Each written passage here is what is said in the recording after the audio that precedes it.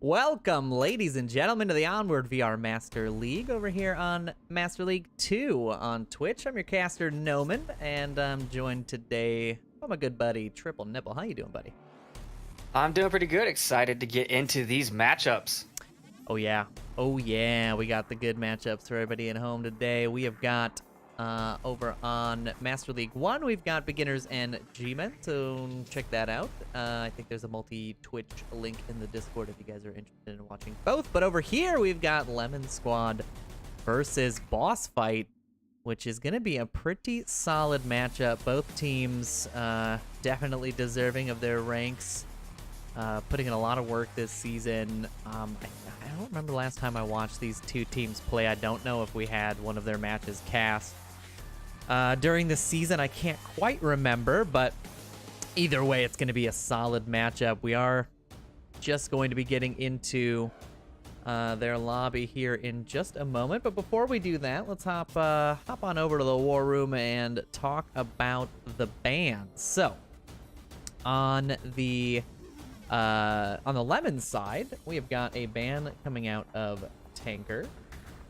And then, excuse me, over on the Boss Fight side, we have got a Bazaar ban, which is an interesting ban. Bazaar, one of the more popular map choices for a lot of the teams in the VRML, so a little bit surprised to see that taken out early. Trip, what do you think about those bans? Anything stand out to you?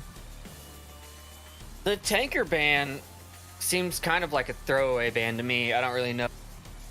I don't know if Boss Fight's good at that map or not, but the Bazaar ban, we saw a lot of Bazaar bans yesterday. I think it was from your team specifically. It was, yeah. I mean, when you're playing in that NA group, Danglers and Lobocam are definitely a huge threat on Bazaar. Their coordination there is a big problem for some teams that that may not have it. So for Blaze, who focuses on sort of aggression and shock and awe, it was not the pick for us, but definitely a favorite of some of the players on our team as well. But yeah, I do agree that it's not a common ban to have, so I'm a little bit surprised to see it. But we do have all of the players in the lobby, so we're gonna be telling the folks at home what the first map is, and that is gonna be Cargo. We're starting it off exciting, folks. Cargo is gonna be the first match in this series, and now I think everybody's getting ready. I think we want to be finger on the pulse here. I think everybody is going to be kicking this round off real soon, so do a quick final check here for the folks. I mean, we just did the pre-show over on OML1. There's not a whole lot you can really say. These matchups sort of speak for themselves. I just want the games to get underway. I'm already... I'm kind of feeling good today because it's we finished our run yesterday. I get to sort of kick back and watch the teams, from afar, and see how this round robin B shakes out. So I don't know. What are your predictions for this matchup? Let's just start with the first map. I don't want the whole thing. We never know because it ends basically in a tie. The worst case scenario, but who do you think is going to take Cargo out of these two teams? Who do you think's got that aggression and that coordination that'll give them the Cargo win? I think Lemons have the aggression on this one, and I did cast the last Lemons versus Boss Fight match of the season. and I forget how it went, but it was a good match to watch. Lemon Squad, however, every time I've seen them play this map in particular, they have been very aggressive. There have been caps coming out. But it's a little weird that they ban Tanker and then choose to opt into Cargo, because I guess they just don't want to play the night map version, because I mean they're basically the same size, and I don't know, it just seems a little off. Well, they don't have the verticality. That's what they're missing, right? Tanker's got that sort of high, middle, and low ground that you can fight on. Cargo very much levels the playing field, and it's definitely an equipment-heavy map. So I don't know. It's obviously we saw a lot of it yesterday. I think almost every single round had a Cargo in it as well. So definitely a favorite pick for these round robins, likely due to its speed, which is great.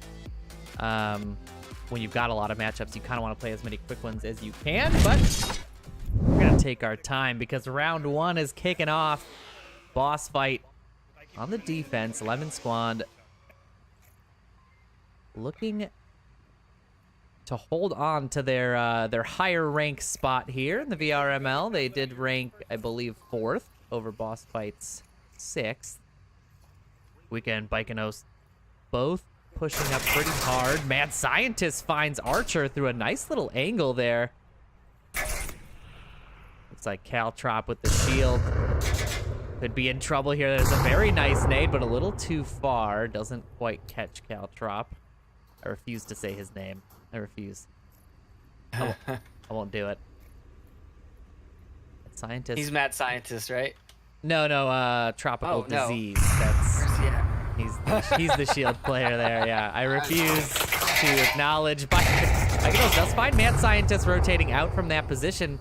Not sure why you would do that in that situation. You are kind of holding what you need, but you see Death does find that refrag in just a few seconds after. Now it's Scorpio in the middle. Trop pushing up here on the shield. Weather Balloon too keyed in on that tunnel. The defense really in general not finding too much. Scorpio and Guika trading there on downs. UC Death almost finds Trop. And now Trop's in trouble. Weather Balloon comes through. Trop doesn't see Weather Balloon coming in behind. And the trades coming out all over the place. Lemon Squad are going to find that favorable trade on Weather Balloon to get themselves that first Marsoc win. Oh, man, what a kickstart. Wow. What a kickstart to the action, am I right, Trip? I mean, I thought Trop was just going to kind of waltz in. No one, if his teammate hadn't run in and got shot and made other boss fight members rotate in, I think he would have been a lot cleaner on his approach there. But also the trade at the end, man, boss fight had 2 down and Lemon Squad had 1 down and Lemon Squad got it. That doesn't feel right, but it's the game.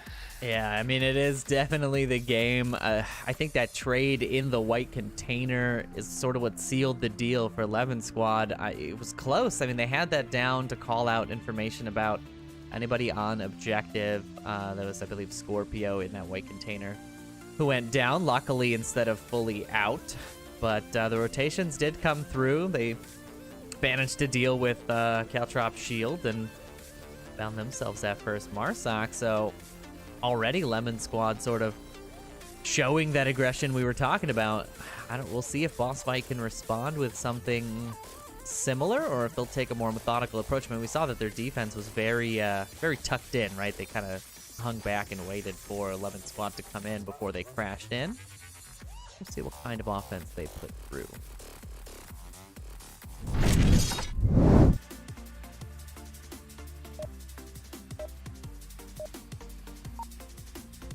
Yeah, I feel like Lemon Squad's defense is going to be more of an offense. I feel like that's how they play. Well, let's take a look at round 2 following Boss Fight's offensive attempt here. Early smokes coming out from Scorpio. Pretty good. Not bad smokes if you want to approach on that left side. Weather Balloon is going to be using that shield.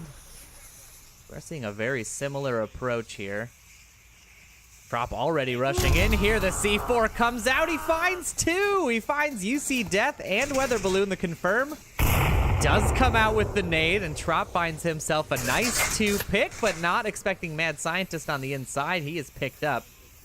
Looks like Baikinos And 2 members traded on the west already while we were watching Trop there. The rest comes out, but another very nice nade will find Polisbill on the objective. And now it's Scooby and Mad Scientist together. Mad Scientist finds one. Bikenos should be expecting this rotation through. He finds the pre-fire as well. Scientist has pad out. Quick is rotating behind him. The nade comes out. Mad Scientist needs to rotate out. It's right behind him. Oh, and it does find him. Mad Scientist goes down to Guika's check nade on the objective, and now it's a 1v1 Scooby, the last remaining member of Boss Fight. And Archer is still available for callouts here. Scooby is going to sort of waltz into this angle, and the callouts will be coming. Guika is going for the res. Well, this could be dangerous. This could give Boss Fight that win. Is Scooby looking? No. Oh, and he doesn't catch either. And now Lemon Squad has 2 up. He has got his work cut out for him. I wonder if Archer was able to spot him out. It does seem like he knows where he's coming from. I don't know what happened to Scooby-Doo. He just kind of stayed there. It looked like he went AFK for a bit, honestly. And I want to talk about that nade. That check nade from Guika was not cooked long enough. So if Mad Scientist hadn't rotated away, he probably could have typed that in time. Yeah, I wonder if he'd have stayed very, like, tucked in on that door, if it would have reached him or not. I mean, it was pretty far already. Archer does find Scooby there, and Lemon Squad go up 2 rounds here in Cargo already. Yeah, I don't know. I mean, I'd have to see the distance on that nade, but some of the grenade range issues we've been seeing are sort of unpredictable, so who knows? But a very nice little rush by Caltrop there in the tunnel, found 2 early on. I think that's what really set Boss Fight back a little bit. Very nice little C4 toss out that doorway. Hopefully the folks at home are clipping all these fantastic bits of action. Using a lot of these for our post shows and our VR Respawn shows. We do appreciate you guys doing that. I don't know, Trip, do you think this is it? Like, do you think Lemon Squad just rolls through here 4-0? I have seen them cap this objective specifically very quickly. Interesting. I mean, are you saying they're going to do it? Or are you you're just kind of citing what has happened? You know, I feel like they can. I feel like they have probably got Boss Fight tilted on these first 2 rounds. Maybe a little scared of the aggression. I don't know how Boss Fight handles that kind of pressure. I mean, they play against beginners. They play against Lemon Squads. So, like, this isn't anything new to them. But with Lemon Squad coming out with a 2-0 lead in 2 rounds, like, I don't know. Yeah, it is definitely a tough one to come back from. Once you start, once you lose a defensive and an offensive round, you either figure out that, okay, you need to, rethink your strategy, change up the way you approach the objective, or like you said, you go full tilt. We'll see what happens here with Boss Fight's defense on this southeast objective as we get into round 3. Now Lemon Squad on the offense. Trop again running that shield. Some pre-fire coming out. Lots of smokes on this side, so they do look like they're going for that fast rush. Trade's coming out in the middle. Scorpio and Bikenos both going to trade there. Weather Balloon not going to find anything on his C4, mostly because all of Lemon Squad is here on this east side. Scooby-Doo now rotating in to this center defense. UC Death is going to be the biggest problem here. Scooby comes through. Archer finds one. Oh, and Trop's nade finds Archer. He does get the res. Mad Scientist finds a nade on the backside here. Trop is standing right next to him, and he doesn't even see him. Oh, no. Oh, boy, and the Boss Fight defense looking good again. So now we've got Polisbill here in the tunnel, the last remaining member of Lemon Squad. Can he find his way through? Boss Fight sort of cleaned that up. Yeah, that smoke definitely hurt more than it helped, I think, for that push. If it was I think that friendly frag. Oh, that definitely didn't help. But if they'd have just put that smoke just like maybe 10 feet up on that center area so they could approach and sort of cut into those twins, I think it would have been a different story. But Boss Fight doing a real good job of holding this particular objective. The Death checking that exactly what Polis wanted, I think. I think he wanted to catch their attention. I wonder if UC Death will now rotate to check that backside. Yeah, he is watching that back, so not a bad strategy to keep... I think Polis Bill wants to sound like a lot of people. I think that's what he's doing. Desk pop here and there.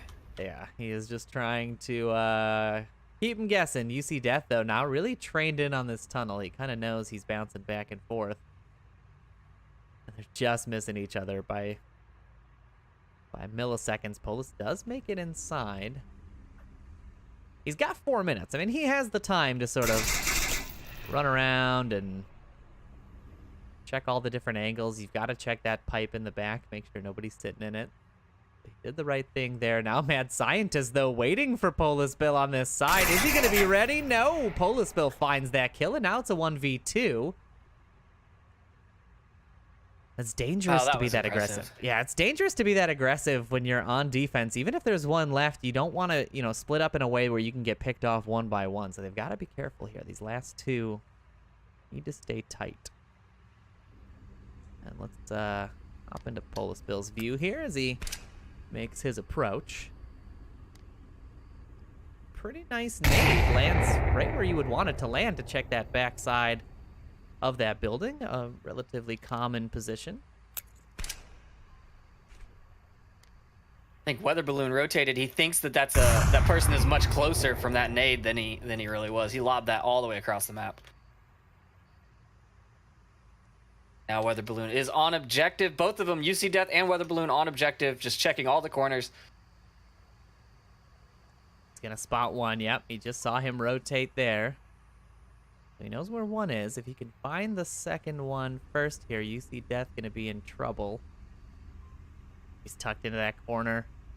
Will he peek? He does peek. The trade comes out, but Boss Fight, having two alive, still able to lock that one down, and now they're back in the series, putting up their first point on defense. Well played by Polis Bill there. I mean, he definitely had the opportunity. If he'd have gotten that pick there, it's very likely the last defender would have had to have, you know, sort of continuously rotated, and it would have been easy to catch him out. But Boss Fight able to hang on there. We'll see if their offensive round can put them back into contention. Yeah, I wonder what... So when Boss Fight set up that defense, they've stacked the left side heavily and only really put one person over on the objective side, which then they all had to crash in because Lemon Squad rushed that side. I wonder if Lemons are going to try and cross more people through that firing line under the pipes. Yeah, it's going to be... That's the play you watch for, right? That's why you always see those smokes. You kind of want to obfuscate how many you send where. So we'll see if they end up doing something like that, or if they'll go for a less direct approach. A lot of teams like to sort of take the offside approach and, you know, come in, you know, crash in from the tunnel side and sort of sweep the map. But others will go for that more aggressive cap. We'll see which one they opt for. You know, honestly, it's hard to tell with the U team sometimes. You always, you know, you think they're going to be slow play and then they fast play you with shields and stuff. I think I'm done. I'm getting out of the predicting game, Trip. I'm out. This is just such a hard objective for like the spawn for this objective is clearly not in a great spot for the defenders. Yeah, it's definitely a tough one. I think it's a tough one for both sides, to be honest.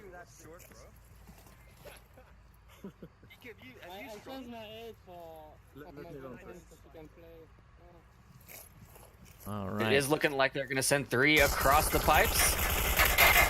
Well, the pre-fire comes out. Polsville finds one, but Scooby gets that quick refrag, and we're into a 4v4 just like that. Now the other two sort of slowed up there. It's interesting that they set up in sort of a firing squad line there. Kind of dangerous, especially because you can shoot through that box. Spikenost here could run into Mad Scientist. Nade, and he does indeed. An insta-kill nade by Mad Scientist. That rotation, he should have just rushed Scientist there. I don't think he knew he had the frag in hand, but Boss Fight looking pretty good already. Smoke's coming out. Likely will cause Trop here. Maybe check. I don't know if he's checked his tablet and noticed that he's missing one already. You can see Weather Balloon just getting here. I think they were a little bit scared of that C4 check in the tunnel again. So they're just getting here now. Well, Trop does still have his C4 on his chest. I think he's going to want to wait there and toss it up and over towards the objective. That's going to be my guess for the utilization here. I know I said I was out of the predicting game, but they pull me right back in every time. I like Archer's spot. He's got that underside of the door near objective. He can watch anyone cross those pipes. Yeah, it's a very strong position. Definitely a cheeky one. Did give everybody that round 4 DK. You can't miss him. You know, you miss him, it throws off the whole rhythm. Today is a day of forgetting things. And it looks like Boss Fight is forgetting how to push because they're still on their half of the spawn. They need to start moving up here. I mean, you throw smokes like that, and you don't capitalize on it. We see them happening. We see this happening a lot in the league, where people throw smokes and then don't really do anything about the smokes. We'll see here another nice one coming out. I mean, these are the ones you capitalize on, right? These are the ones you want to rush through all. Very close angle there, Trop, tucked in behind the door. All this utility just coming out and not catching anything, not being utilized. They're running out. That's 3 smokes now that they've used. I think the reason they don't push it, though, is because beginners, as soon as you throw a smoke, beginners pre-fires it. Yeah, I mean, that's the way to do it, too. But, yeah, I don't know. I just don't see the point of running smoke. Oh, that is a clutch smoke right there for Scooby.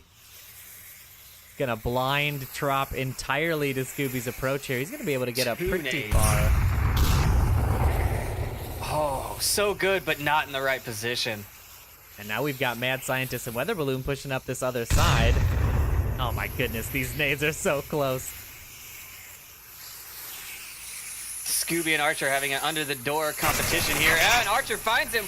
Weather Balloon picking up, or Trop picking up Weather Balloon, and it's all up to Mad Scientist, and Trop gets him in the back. That was so quick. Such a quick pickup there. Trop rotating through the door, likely after hearing their approach. Very nice defense there by Lemon Squad. We're able to find Scooby under the door, and yeah, that push, I mean, it could have been so good, but I don't know what it was. I don't know what it was missing. I think pushing on the offside with no smokes is a little bit. It seems strange to me, but I guess if you sort of wanna throw off the defense, that's what you would want to do. But Trop finding a nice set of kills there. I mean, he has got 6 kills on the series so far. Mad Scientist on Boss Fight finding 7 for him. So I mean, there's definitely the players are playing very well today, but Lemon Squad, with sort of these unusual C4 tactics and aggression, winning out so far. Can Boss Fight hold on to this? Well, and that last defense by Lemon Squad there was the opposite of aggression. I mean, they just waited and waited and waited, and I think that kind of confused. I think Boss Fight was waiting for them to come at him. Yeah, I mean, it's very, like, I don't want to say off meta, but it's very unpredictable. It's very a wild play style. It's definitely feeling like a Blaze style. You know, that's what happens when you catch the tropical disease. Yeah, I refuse. I still refuse to say it. Can't. I have said it once, and that's enough times. He doesn't need it. You know, he doesn't need it. He's got enough as it is. All right, now we are into round 5. Boss Fight looking to hang on here with a defensive round. Lemon Squad strong so far. They had a great defensive round just now. We'll see if they can translate that to an offensive win and potentially close out this first map.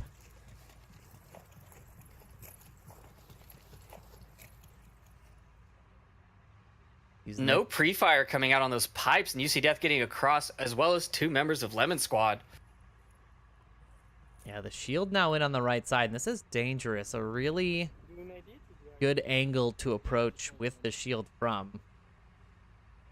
But none of boss fight really going to catch anybody for quite some time. They're very tucked in, very reserved. You see Death, the only really forward position, sort of covering Scooby there. Nice nade's going to find Death in that spot. Very common one. Pretty obviously. Another one coming out. That one not catching him? Yeah, who knows? Who knows? That's the fun. One coming out onto Scooby's position lands just a little short. Scorpio does find Bikenos on that east doorway entrance. Yeah, a little bit of overkill. A lot of overkill. A little much. Scooby finds Guika on the east side entrance as well. Trop rotating out here. Yeah, Scorpio able to see Trop there, put a few rounds into the shield. A very nice nade coming out, a little too high. Trop picking up his down comrade's assault rifle, giving that shield a little bit more power. Rolling nade is not gonna find Trop there. I mean, this equipment utilization is exactly what we're talking about. Archer and Polis do find 2. And now it's 3v2 here. Lemon Squad looking to push in. Scorpio trying to catch Trop on the inside. Polis able to help out with that, though. Scooby finds Polis on the refrag. And Trop finds Scooby with a nice little shield flick finish. And Lemon Squad is going to take cargo 4-1. I did not expect that. I will say that. I will say that on stream. I did not expect boss fight to, to sort of not answer back each round. I wonder if it was the unpredictability or maybe it's just one of those off days, but Squad able to find that first map in round 1. We'll see what the map number 2 is. On the boss fight side, are they missing? I mean, I don't see Hoochie, so is this not their starting 5? Could that have something to do with it? I think Hoochie's the only one that's not in here. I think this is sort of their go-to. Yeah, I don't see anybody on there. I mean, Mad Scientist is relatively. I don't know. You know what? No, he's been in quite a few matches. So yeah, I think they're just. I think Hoochie's just swapped out. I wonder if he'll come in for different maps or if it was just a scheduling issue. But either way, we are now into our second map. Just a reminder for the folks at home, Bazaar was the ban on the boss fight side, and Tinker was the ban on the Lemon Squad side. And now the map that we are going to be getting into for map 2 is Suburbia. Suburbia. Oh yeah, Suburbia. It's a fantastic, also short map, also quick plays, also with a lot of equipment utilization. I think we're going to be seeing basically a repeat of the round we just watched on Cargo. I think it's going to be a very similar series between these two teams. And this is boss fight's map pick. This is, yes. So Lemon Squad was the home team. They did get that first map pick. And we'll see how boss fight fares on their map. So they need this round win to sort of stay in the series. You really don't want to be 2-0, or yeah, you don't want to start off 2-0 because it can definitely cause some issues in the coming matchups. I mean, both of these teams still have to play beginners, so they want to sort of stock up on wins as much as possible, and they don't want to have too many losses before they face off against the higher ranked team in the group. We'll see how things go. And I mean, we're starting this map off with a bang, folks. It's going to be the Burning House objective as the first one. We are going to be, man, it's going to be another one of those like can't follow the action type of things. That's my call. I think boss fight's going to play this relatively aggressively. I don't think any team really wants to play this objective slow, but we will see. The round is going to be starting here in just a few moments. So we didn't have any weather balloon shield action on the last map. Isn't he the resident shield expert on boss fight? He did have the shield a couple of times. I don't think he really got off the ground. He was in the tunnel on offense, I think in round 3, I want to say, or maybe 4. Yeah, but we did not see any sort of surprise plays by him. He is definitely their resident shield expert.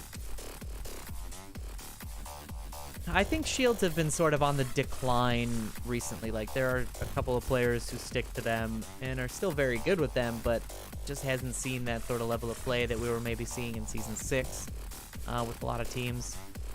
So I wonder if the postseason will have sort of a diminishing shield play throughout. We'll have to keep You think an eye that's on it. due to that night vision adjustment? I think that definitely did not help the matter.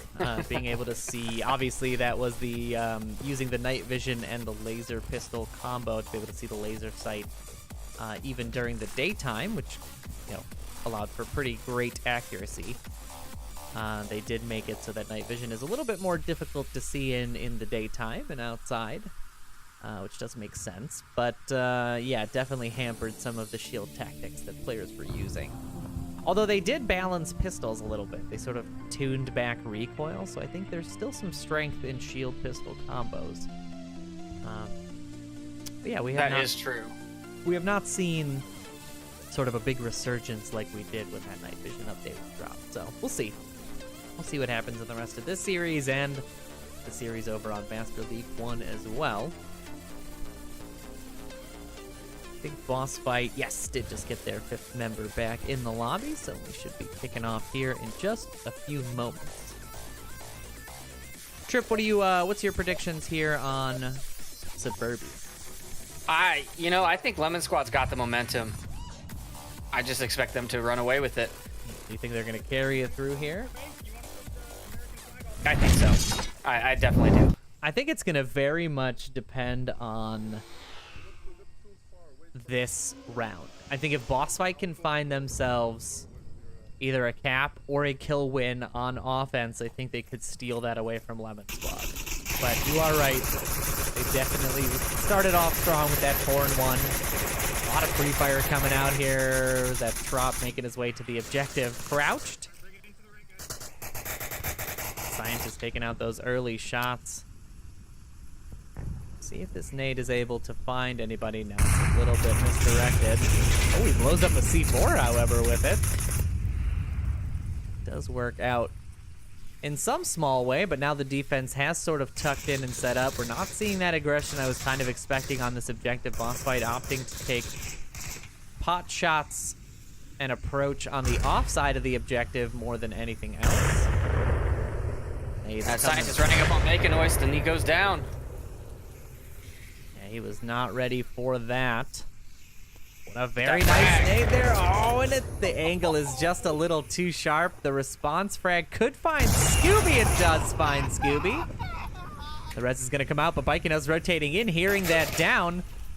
Takes a couple of shots. Is he going to be ready for Scooby on the corner? Scooby's not ready for him. Weather Balloon does find the headshot there with the pistol, but not until they lose 2. Boss Fight now down 3-4 here on the series. Now they're pushing through to this side, so he's gonna have to deal with Guika first at the tank. I think that's what Guika is waiting on. And Lego watching their 6 for the flanker, while that's a smart play, only having one shooter with your shield kind of limits your attack power. Well, Weather Balloon did pick up that. He's got the AK out now, so I'm watching him. He's got the Defender's AK he picked up. So he's sort of that double threat now. And Weather Balloon is, he's using this sightlines through the bush to check for anybody on that porch, but Lemon Squad making a good call there, not staying in that very common position. If they stay tucked in the way they are, they should be okay. The rest of Boss Fight still creepy crawling their way up here into lane 1. You see Death finding a bullet there from Guika. Guika now pushing out. Is he going to be ready for 2 of them? nade does not find purchase.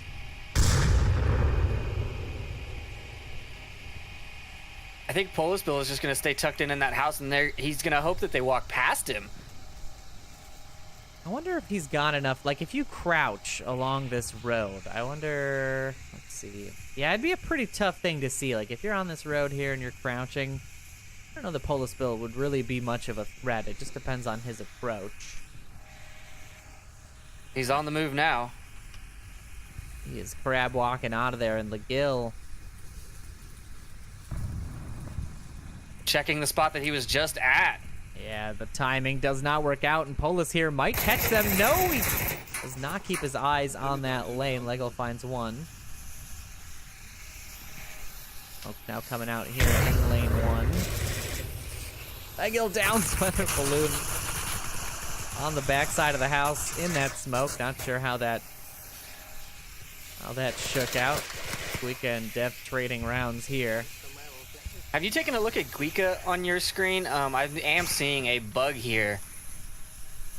I've not seen any issues with his... Oh, he's got that bulk helmet. I see what you're saying, yeah. Legil finds Guika there, but not before he gets UC Death. And now we've got Weather Balloon with the shield on the backside of Archer. Archer's not... Oh, but he's not able to land the pistol shots. Archer able to clean him up. Lego finds Trop inside the objective, and now it's a 1v1 here. Wow, Archer with that quick shots onto the shield, managing to get him. Jeez. Under fire from that pistol. Unfortunate for Weather Balloon, not able to find that kill. And now Archer has to be vigilant. Will he be caught rotating? I think he just peeks his head over here. He's going to be in danger, yeah. Lego does not have any more utility on him as far as I can tell. So no nades to check this. And Archer really doesn't have to rotate. I mean, there's nowhere they can cap on this objective that's not right there in the front. Yeah, he is, he's in a tough spot, right? He can't really leave this. He doesn't want to rotate out because he could get caught in a silly way, but he does keep peeking over here, and I think Lego might catch his head as he peeks all these different angles. Oh, but they keep looking away from each other. It's just... I think Lego just saw him. He could. No. Yeah, Lego knows he's there. He's waiting. Archer did hear the footsteps there, so now he's keyed in. 36 seconds left.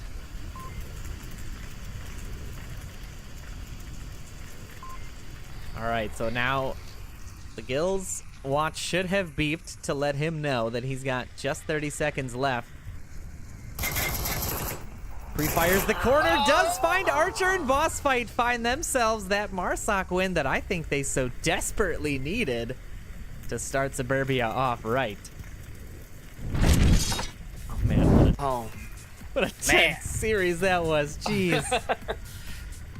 I don't think I've seen a lot of Suburbia rounds go like the whole time. Yeah, that was... Oh my god.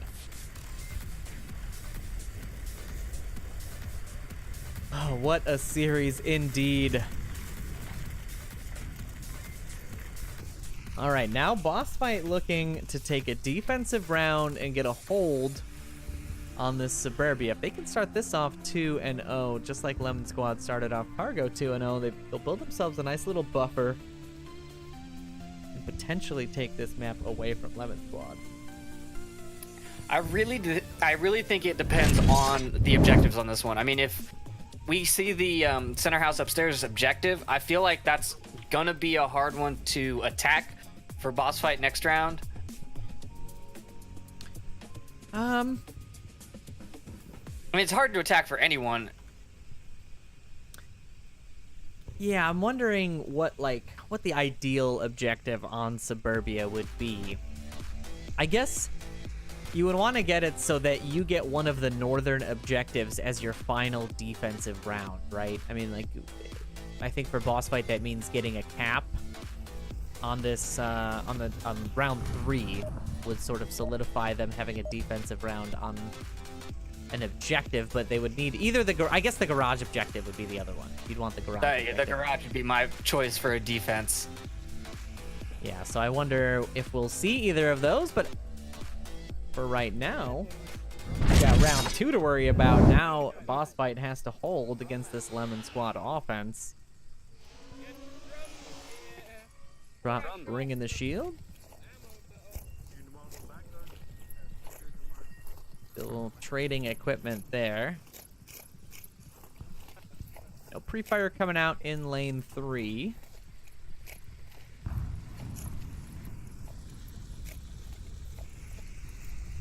See here, defense set up in pretty common positions. Weather balloon tucked in there pretty nicely in the center house. Let's just take a quick look.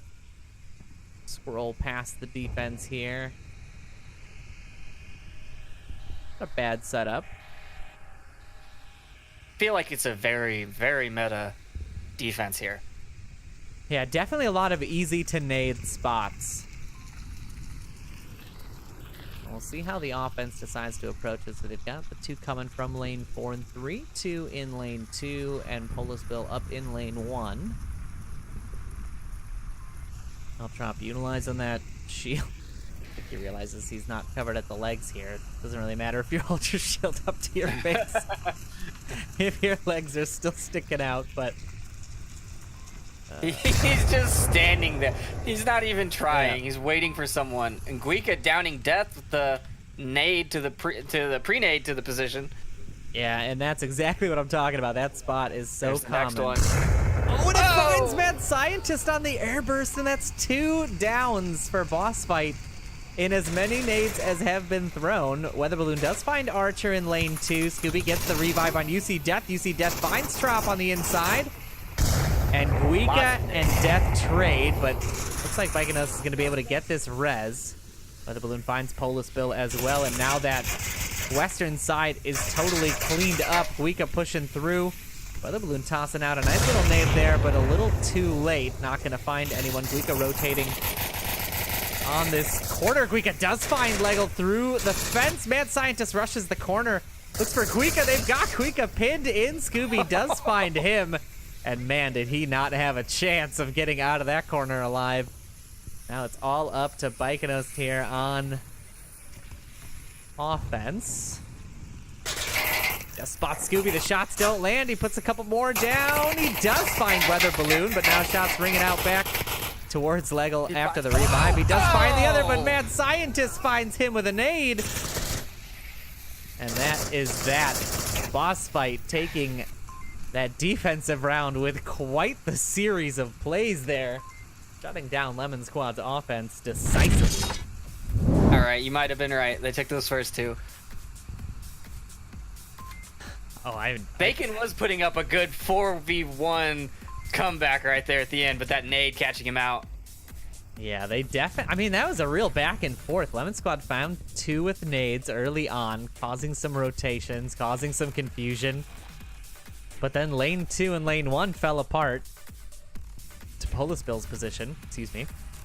And yeah, from that point on, it was just sort of back and forth. They managed to clean up Guika. It was really just a lot of not being able to confirm the kills, right? 3 downs, I think, for Lemon Squad overall. I think it had some of those been full-on confirms or deaths that could have gone a different way. But yeah, now we're seeing Boss Fight on offense. They're getting the upstairs center house objective. So this one, pretty tricky objective. I think you really have to have a specialized play for this one. You can't really wing it. You know, it's not really conducive to that kind of play style. You need some form of coordination. So we'll see if we find. Just rush it. Yeah, well. Obviously, right. That's what you want. I mean, obviously, that's what you want. But we'll see what they're able to put up here to get into round 3.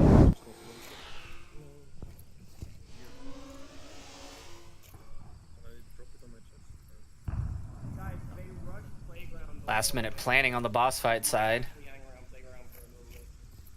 You know, the meta that I've been seeing on this more and more is not actually going for the objective, going for the kills, encircling the house, and just shooting anything that pops its head up.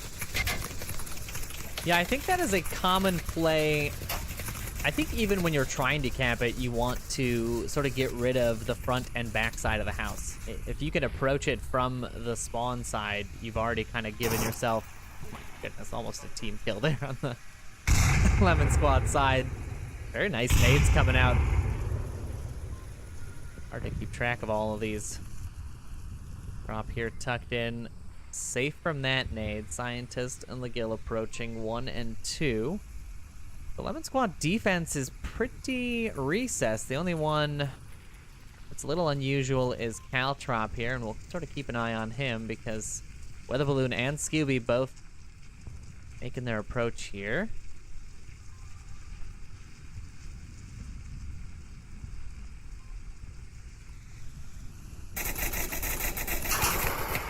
Drop does find Scooby there on the pre-fire.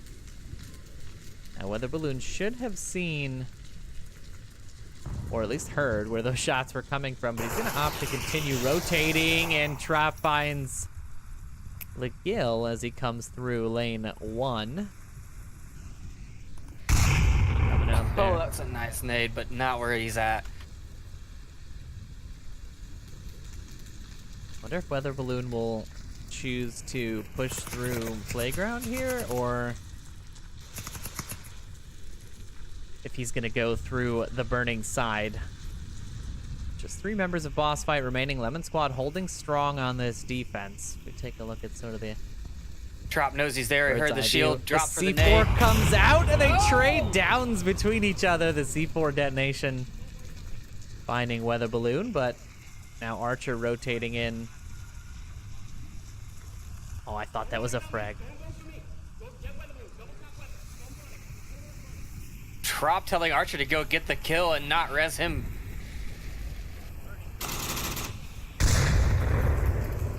Oh, and now Mad Scientist not confirming that could be his downfall. No, Archer does find him. He's gonna take shots from Guika though.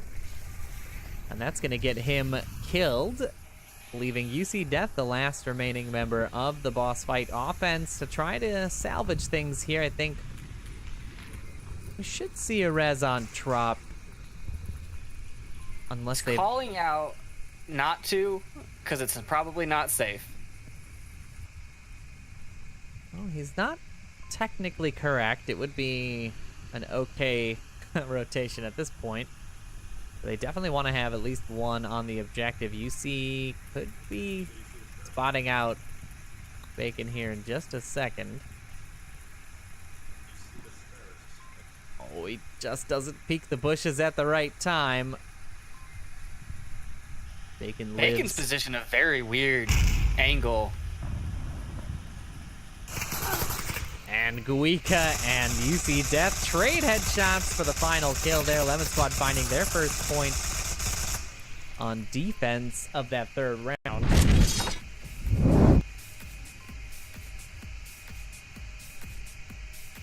So we're sort of seeing a mirror match, right? The cargo started off basically the same exact way, but with reverse teams. It was Lemon Squad finding 2 rounds, then a boss fight found 1. And Lemon Squad responded with 2. I wonder if we'll see the same here, in that Lemon Squad just found their first. And now boss fight gets the defense on this objective. Do you think we're gonna see a is it Globocam that stacks all 5 in the center house? I want to say beginners do that.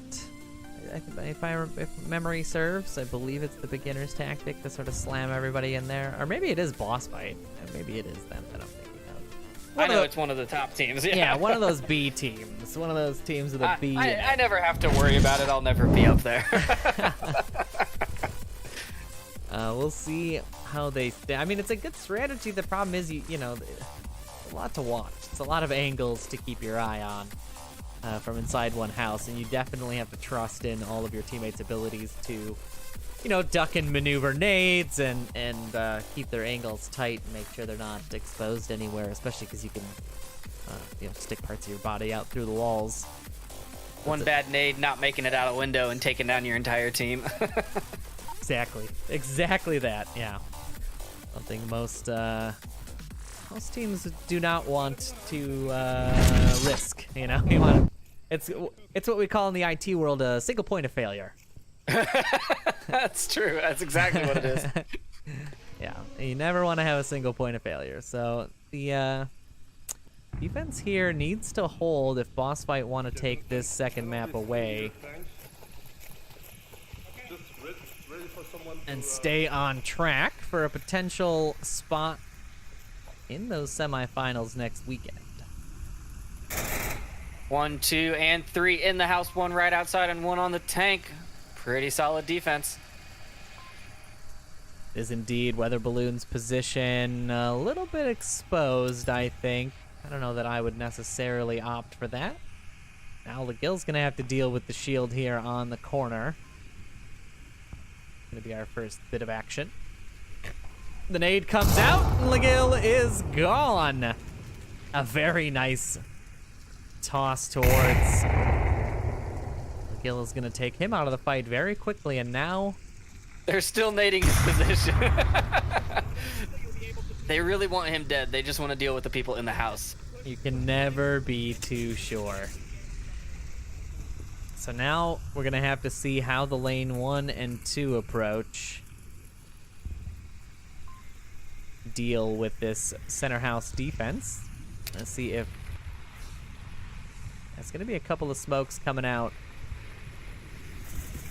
towards lanes 1 and 2, but it's not going to matter. Most of the defense does not have eyes on where the offense is approaching from.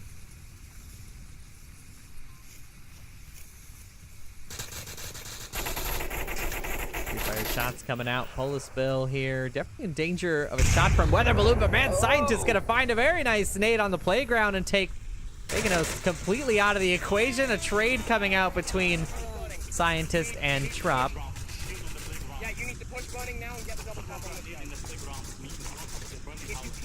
Oh, the callouts are coming out for Myth. Arguing. Yeah, yelling over each other, but it looks like... Yeah, there we go. Now the confirm comes out from Guika. I'm surprised Boss Fight chose not to... If I was Weather Balloon, I'd just get up, toss a nade, and forget about it. Kill both of them. You know, who cares? But they are going to now be in the advantageous position of having 4 members on Boss Fights 3. Yeah, that is my favorite call out. I'm down, nade my body, and then I get confirmed. Exactly. Scooby does find Trop quickly on that corner. With the shield and everything. Who needs it? You know, who needs that shield? Polar Spill on the corner here. Weather Balloon does spot him out. The trade comes out, and both are out entirely. It's a 2v2 now. Final 2 members of Boss Fight up on the objective, right where they need to be. See Death just making sure. Nade would have definitely helped for the final push, but gotta, you know, use it if you got it. You know, use it or lose it. You may not live to use it. Guika has 1 smoke. Archer also has 1 smoke. You'll be just taking some pre-fire shots out onto the stairs. The offense has plenty of time, 2 minutes 30, to make their approach.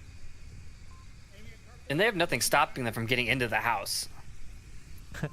Scooby does call out Archer, forcing him to rotate.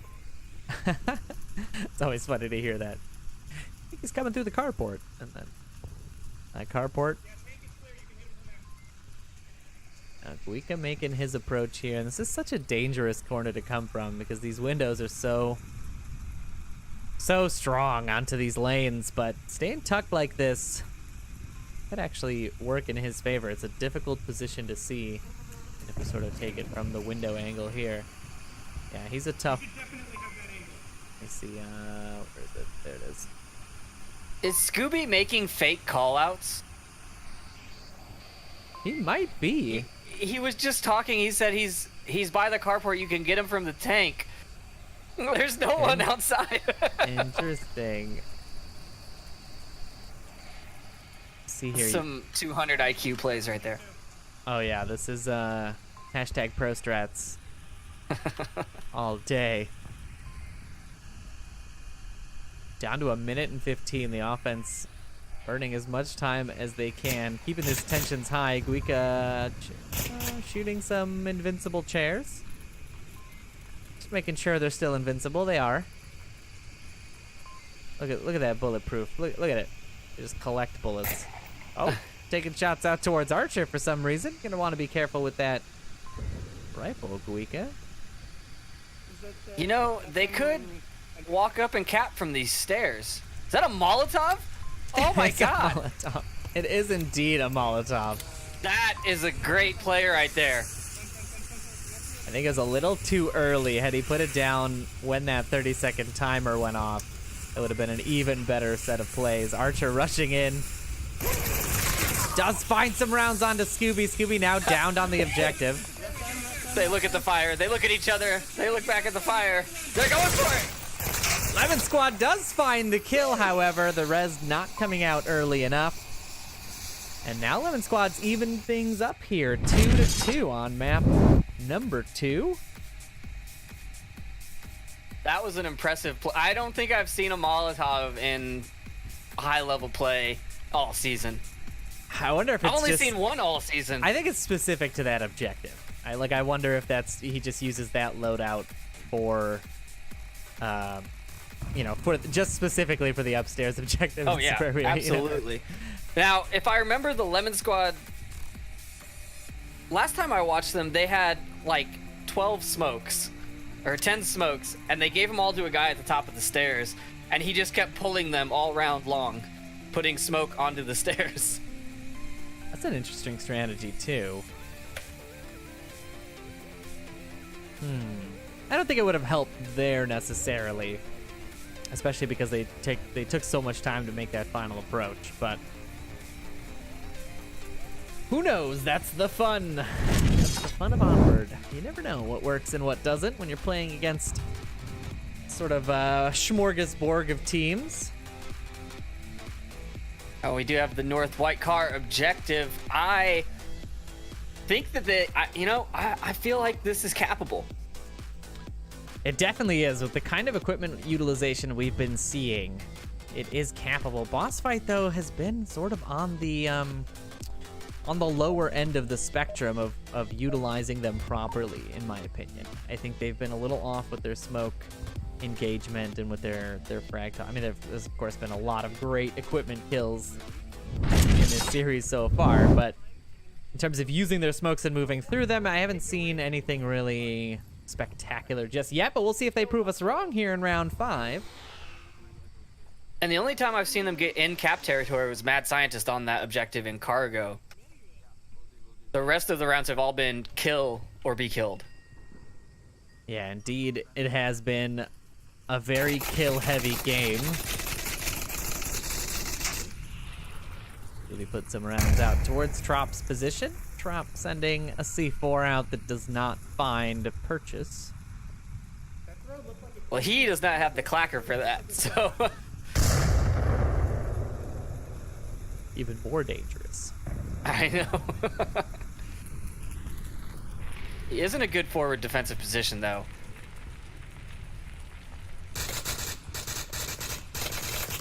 Yeah, shots coming through. I mean, it's such a common position, too. Oh, I'm wondering if we'll see a nade out towards it. Ubi now making this approach. There is a member in lane 4 behind the bus, but he's not going to spot anybody out for a little bit of time, I don't think. And Mad Scientist's back in the spawn building. It looks like he's waiting for someone to come down lane 1.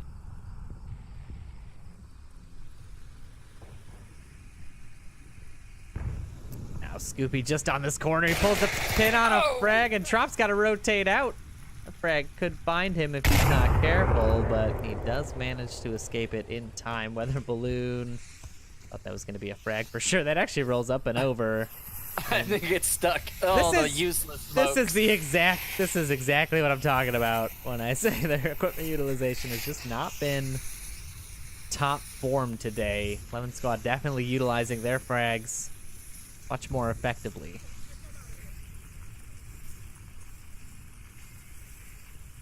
Now Lego might be seeing some people on lane 4.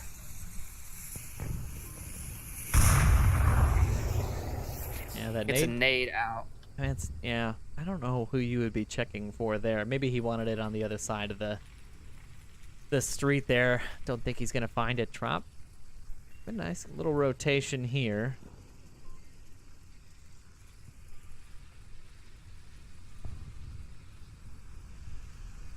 Despite offense working a man down. I don't know that I would be this spread out on this approach. I mean, this is kind of what's worrying to me about this boss fight offense so far, is they've kind of split the work up so evenly. I think they're so worried about, you know, a frag or a C4 killing them that I just don't think they're being very effective. That's a perfect smoke right there. That answers back for the bad smoke they threw just earlier, blinding Holus Bill entirely. Trop is on the run for lane 4. He's going to pick up Lego. He does indeed. Nades are out in full force. You see Death pushing through. Almost gets punished there in lane 2. Oh, what an unfortunate team kill. Trop is going to confirm Weather Balloon's team kill there, and as he rushes through... Oh, no. And the trade comes out in the end there. Holus Bill getting that trade with Trop, but it's not going to matter as the lane 1 offense falls through, and Lemon Squad finds themselves another one, and now they are 3 points unanswered up on this boss fight second map match. Whew, man. Trop up on a 7-point kill. Yeah, Weather Balloon's got 6 for boss fight as well. I mean, they're both performing relatively well in a vacuum. It just seems that, like I was saying, the utilization on Lemon Squad for equipment is just on another level today. Yeah, and I gotta say that rotation from Caltrop there, he was in 3, he killed someone, ran away, killed someone in, or no, he was in 2, killed someone in 4, came back and killed someone in 3, and then traded in 3. I mean, he was all over the place, just confusing them. His rotations all game have been very solid. Just a quick update on the Master League 1 matchup. It does look like G-Men were able to take the first map away from beginners, 4-0 on Quarantine. Pretty surprising scoreline there. And it's currently 3-1. So if you're not watching that matchup, you definitely should be, but I'm glad you've chosen to tune in here as well. It's 3-1 to beginners on the second map. Correct. Sorry, I made that sound like G-Man was just about to sweep beginners. Yeah, you're right. Good correction. Yeah, so we'll see whose matchup is going to end first here, because if Lemon Squad find themselves a point here, could all be over, and boss fight will start off the series 0-2. Lemon Squad taking this series handedly, but round 6 will tell us more. Very quiet boss fight side. Very somber feeling over here. I think some of the energy has been taken out. I really didn't see them sort of boisterous on that cargo round either. So I wonder if morale is playing into it a little bit.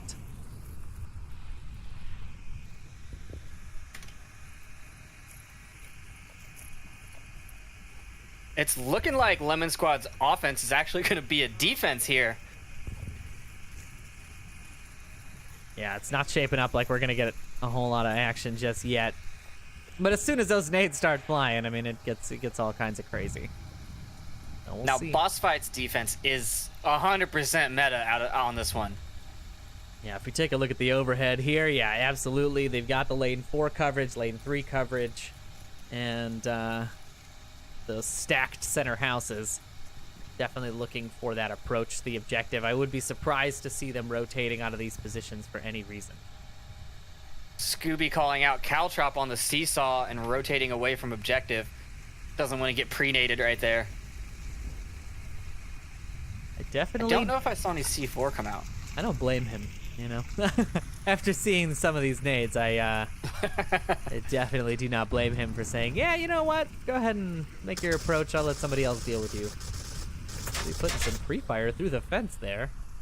Interesting. I wonder if, I don't think it goes through 2 fences. I think you can only do... Here come the smokes. Here it is. UC Death gonna have to put work on stopping this team.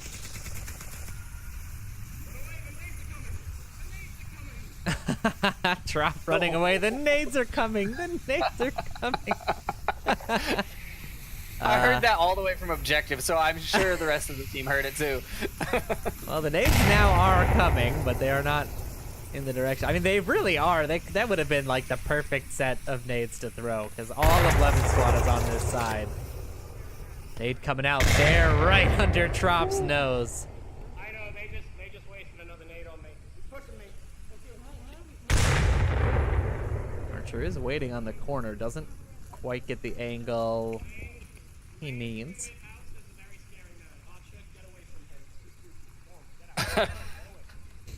Oh man, I love watching Trop play. But it's too spoopy. Pika does find Scooby on the backside. Lego does get Archer. The quick trades come out. There is a res available, however. To be safe to make call-outs. It's not likely to get confirmed there, but Trop finds Mad Scientist as he rotates through. UC Death on Polisville. Oh my gosh, UC Death is tearing things up. I'm not even seeing it over here. He does find, looks like 2 on this side. Needs to confirm Bacon here. There it is. And now Trop, the last remaining member of the offense. Reloads his AK. He knows exactly where he is. Misses the shield flicks.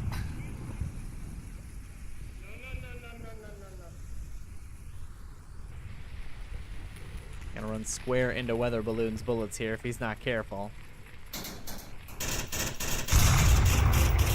Trop does find 1.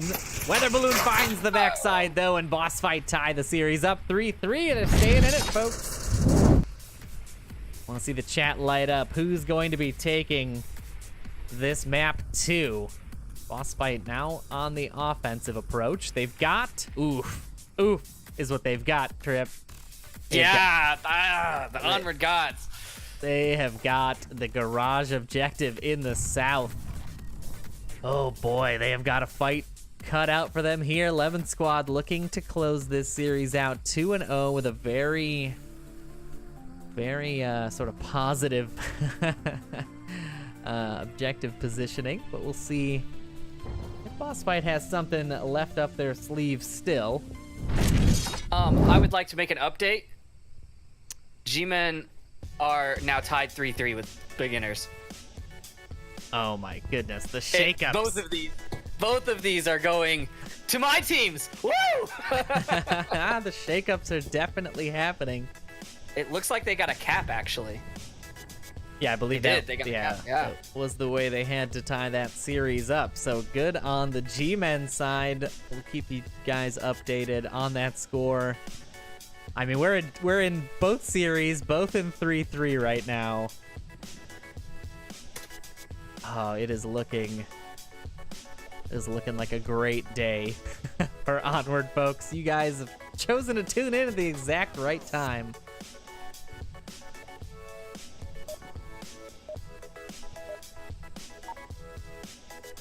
All right, the teams are ready. The countdown timer the ring has rung. And we are into round 7. We're taking it 1 round at a time. Boss Fight looking to take 1 map away from Lemon Squad. No pre-fire, no pre-fire, Legil, no pre-fire. No pre-fire. They spawn inside the house, we can't pre-fire. Oh. No pre-fire, they say, and What? Scooby What? catches a round from the other They pre-fire. spawn inside the house. They can't get us.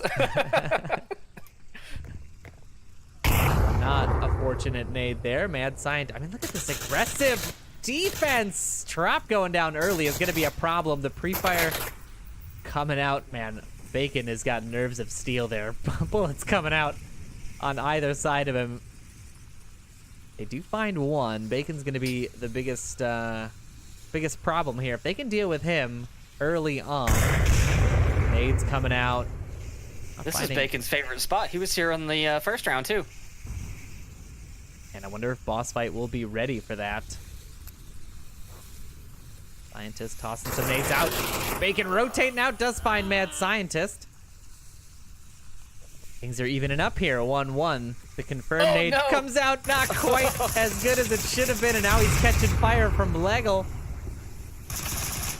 Yeah, he can't. Run the other way, Bacon.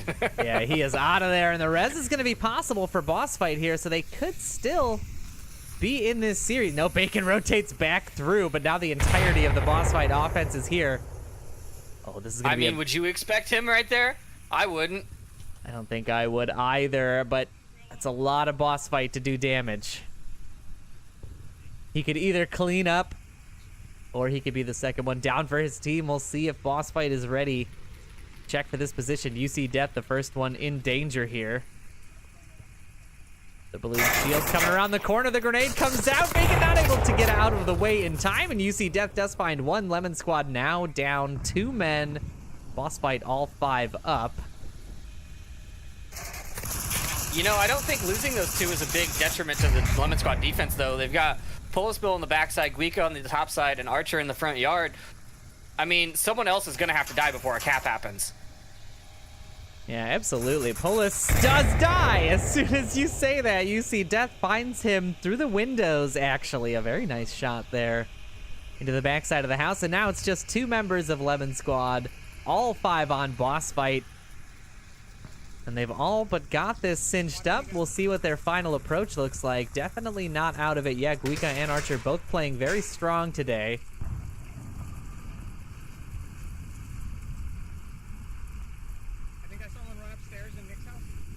Yeah, the call out from Scooby there. Does call out Guica's rotation to the upstairs.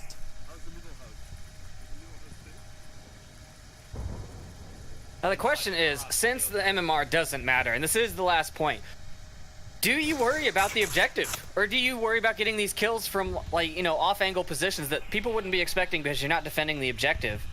I think I did hear, let's just get the kills. Like, I think that's what I heard. You see Death finds Guica on the other side, and Archer is inside the objective, but he's in danger. Oh, he's in so much danger here. This could be the cap. If Weather Balloon decides to pull out Tablet on the side of the house, this could be it. Archer does find him, grabs him, but Legel gets the refrag, and Boss Fight find themselves a map against Lemon Squad. The series going 1-1. All tied up. Wow. Oh, what a series it was, folks. But that is not all we've got for you today. We've got round 2 coming up here in just a few minutes. So kick you guys over to a brief intermission, and then we will be back with more hot Onward action. Do not go anywhere. Be back in just about 10 minutes. Thanks a lot, everybody. We'll see you soon.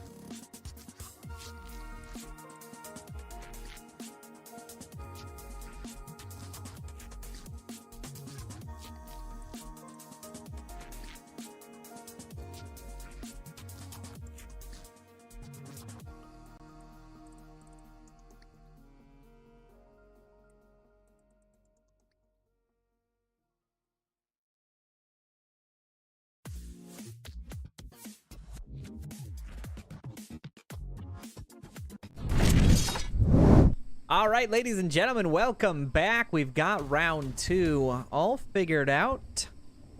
And a little bit of time while the teams get into the lobby, so we'll have a quick chat about our bans and our picks for the day. So, on the ban side, we have got Boss Fight banning Cargo. Not surprising after their loss to Lemon Squad there. And G-Man are going to ban Bazaar, and also, as Trip and I were just talking, also the map that G-Men lost against Beginners just now. So, neither pick super surprising, I don't think. The first map we're playing was Suburbia.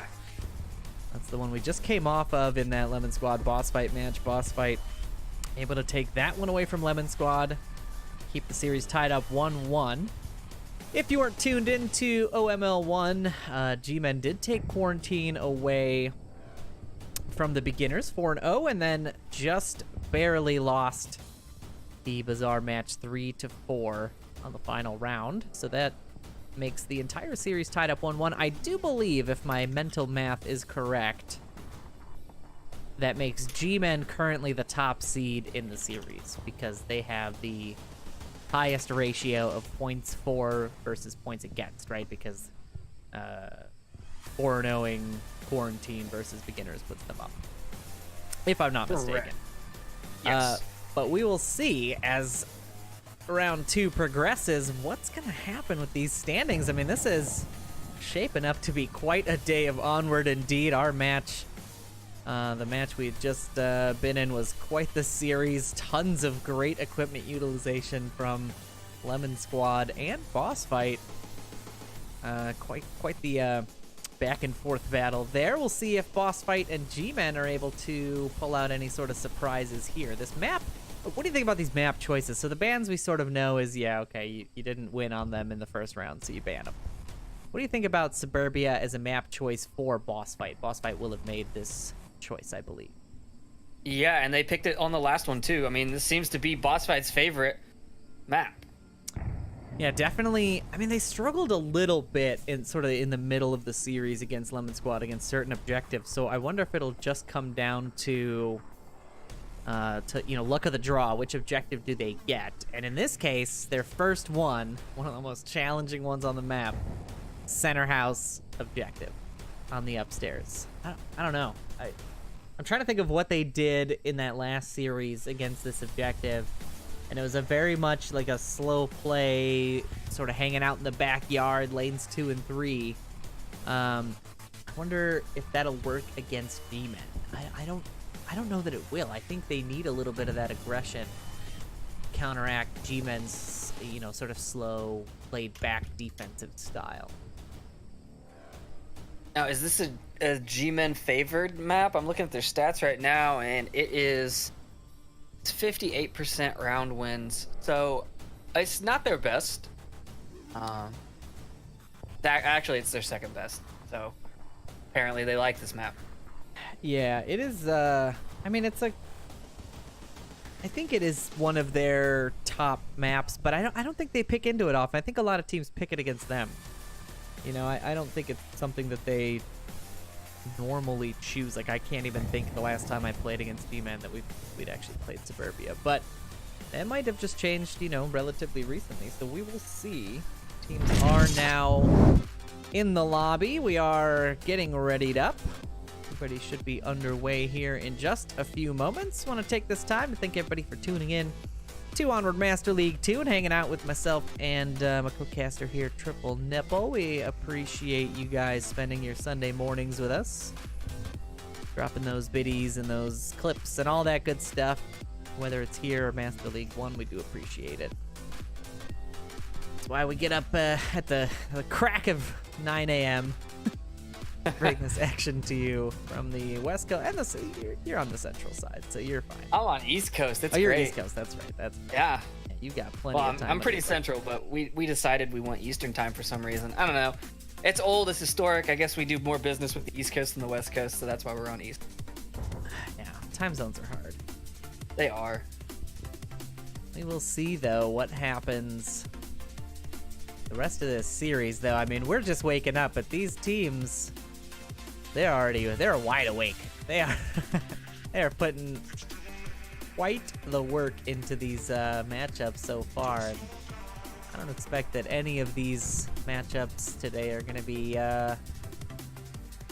easy pickings for either side. So we'll see exactly what happens, because now the timer has come through. The teams are ready. The casters are ready.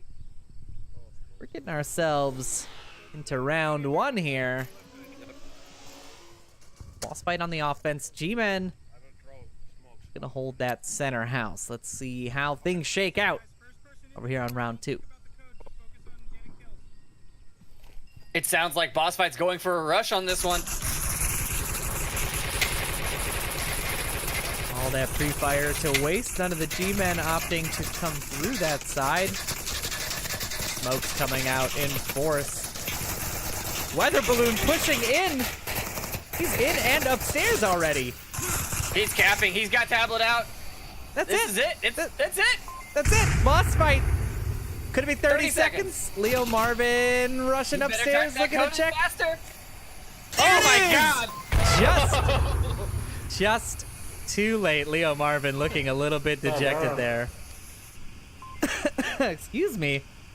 I don't know what to tell the folks at home about that one. Where was that against Lemon Squad?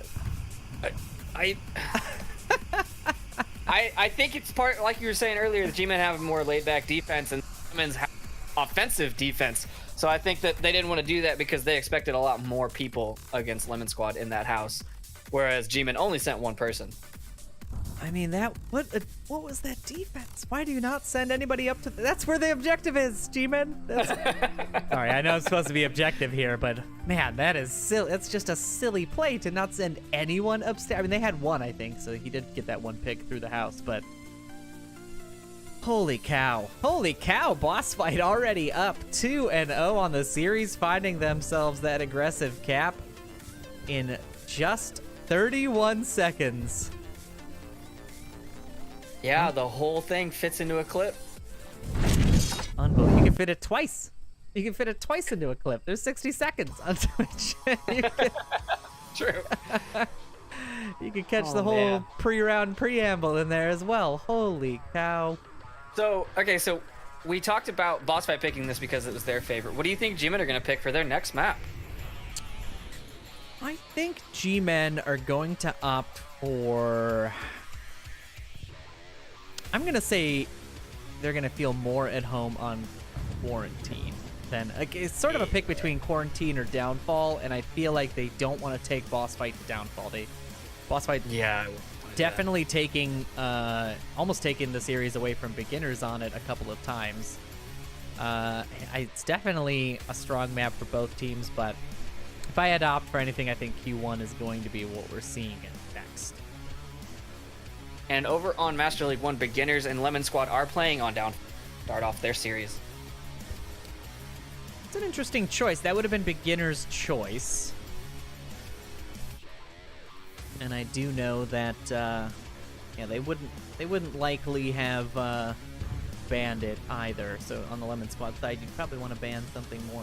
Actually, who would they want to ban against Beginner? Maybe Bazaar? Bazaar would be my ban if it wasn't Downfall. But either way, you'll be able to check that out over on Master League 1. Speculation doesn't do anything. You just go there and find out what the fans were. Good matchups on both channels. Good matchups all day. I mean, it's just non-stop. Last two series, both coming to a 1-1. So all these teams are EU except for G-Men. So it's like 6 o'clock. Well, that's like 8 o'clock their time. And it's G-Men might actually be just waking up, as you said, a couple hours ago to play. So that could have been a little bit of a what's the word? Handicap for G-Men there. Yeah, it's entirely possible. I think G-Men is largely East Coast, if I'm not mistaken. I believe they are a largely East Coast team. So probably not as punishing as for a West Coast team to wake up at, 8 a.m. to do warm-ups and stuff. But we'll see. So we are currently just waiting on a member of G-Men who has dropped out. That is why the round has not started. And we are waiting for them to jump back in. We'll give a shout out to all those mothers on Mother's Day today whose sons are all playing video games and eating. Yeah, exactly. That's the best Mother's Day present one could buy is staying out of your mother's hair. Is that right? Is that how you're looking at it? I think there's definitely some mothers out there who they want their presents and then they want you to go away. I've definitely had that. That happened to me. Oh, we're supposed to get once. presents? Ah, crap. Yeah. Well, flowers, you know. You know what? It's funny. Just a personal note from me. I sent my mom flowers, and I'm a terrible son because I forgot she was actually flying to Europe the day before. So I sent him, and my dad calls me, and he's like, "Thanks for the flowers, but she's gone." Like, oh, cool. So I'm a terrible son. That's great. Didn't even know she was leaving. Awesome. Yep. So definitely pay attention to where your mother is, you know, in the geographical context. But shout out to them for making all this VR stuff possible. None of this would be possible if people didn't have mothers. You know what I'm saying? That's why we have a Mother's Day. This is why we do what we do. It's for our mothers. See here, so G-Men still lacking their one player, so we'll kick you guys over to a brief intermission while we figure out what's happening with the teams. Don't go anywhere. We'll be right back. Boss fight up 2-0 on the series. I'm sure it'll pan out to be a great one. We will be back in just a few moments.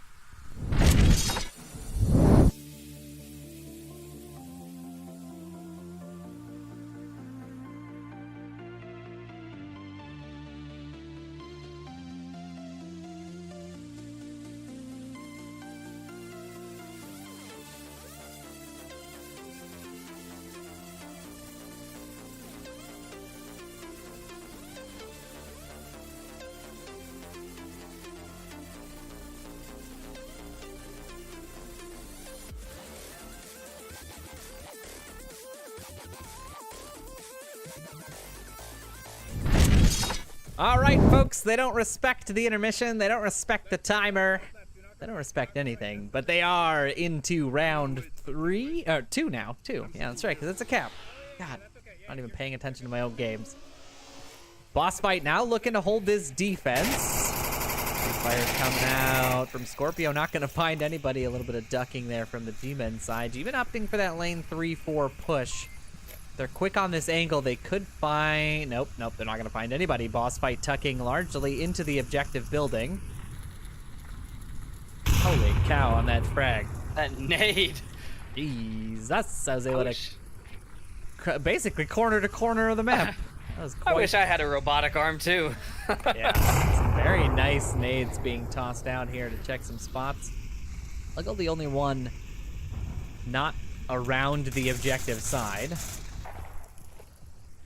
Just some. We're seeing the exact same defense from boss fight from before.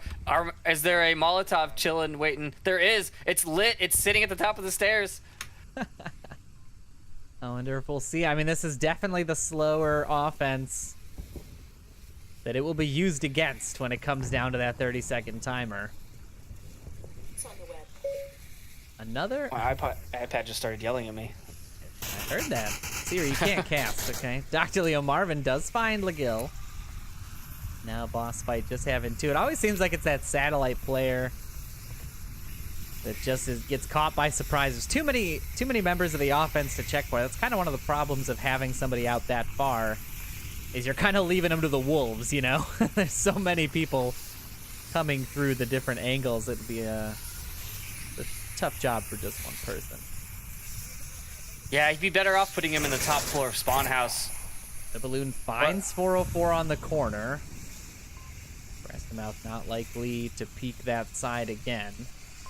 He's better off actually coming into the house. Yep, just like this, and then checking through the window. Dr. Leo Marvin now inside. Zach Fontaine finds Scooby-Doo with a nice headshot from the outside.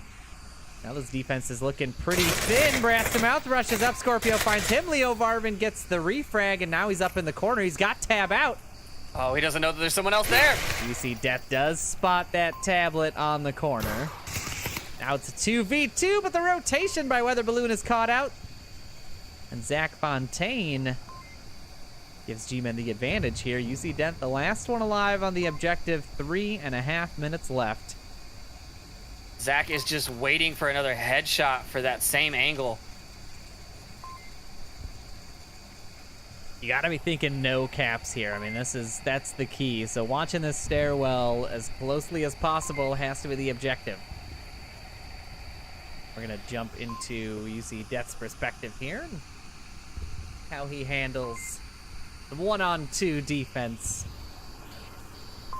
Zach Fontaine going upstairs in the Volk spawn, trying to get those angles, and G-Man just chilling. You know, personally, I would send the G-Man in as a bait. Yeah, to force him to stand or rotate. If he just makes the wrong... He just puts the wrong angle up or adjusts his headset too much, he'll put his head up over that window and could spell disaster here for the boss fight defense. Man, now rotating through into the playground. Wonder if he'll decide to approach from the back side of the house instead of the front. Likely a good play in this case, sort of a pincer maneuver. He's going all the way. He's going all the way around the house. Take a look at the overhead map here. Yeah, he is rotating far, far north. Wonder if they don't have a full count. Maybe that's what their issue is right now. So I'm a little confused here. I'm looking from over Zach Fontaine's shoulder. There's a tree between him and UC Death, but if you look in his first person, there is no tree in that front yard. Yeah, the first person view sometimes does cut out certain things. There's certain bushes that don't show up on Suburbia in first person view for the spectators only. The players are seeing the full... That tree does exist. So yes, the tree is real. The tree is not a lie. It's very much the truth. Oops, did not mean to bring that scoreboard up. We'll take it away from UC Death's position. I was on him for like a minute there, and then I just realized how that is not exciting for people to watch at home, just staring at a staircase. Hearing some of the tent talk, one of them did bring up a good point though. If he sets himself on fire with that Molotov and dies, 2 points go to G-Men. Yeah, that is true. You got to be careful with the suicides on the last man stand. But now they're just down to 50 seconds. Death still trained on this. I mean, they have got to start moving. There's not a lot of time. 30 seconds, even with just one defender. Not a lot of time. They just called out the time. What sometimes bothers me on these approaches is that they wait this long, and then the end rush is always the same. They just push the stairs, come up, and start shooting. You know? There's the Molotov. It didn't go up. Wait, no, that wasn't the Molotov. Was that a frag? Is there a frag sitting on the stairs? There it is. Zach Fontaine finds the kill on UC Death after a nice little flash toss, and G-Men grab themselves around. Yeah, I believe that was a Molotov. It just did not break. Gotta throw it harder. I think that's what it is. Oh, that's not where that score goes. The score goes here. There we go. And now G-Men looking to defend next round and sort of start clawing their way back from that initial cap. They do have the right defensive objective for this. They're getting that south garage. We have seen Boss Fight. Boss Fight took the map away from Lemon Squad on this very same objective, so maybe not the walk in the park G-Men might be expecting. As long as they don't underestimate Boss Fight's offense, I think they should be okay. Well, as long as they don't send 4 people to center house and only leave 1 on objective time, I think they might be okay. You never know. You never know.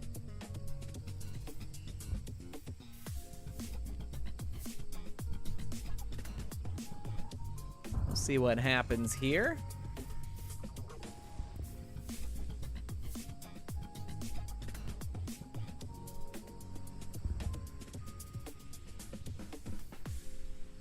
Just checking in on that Master League 1 game. Looks like Beginners just able to take the first round so far.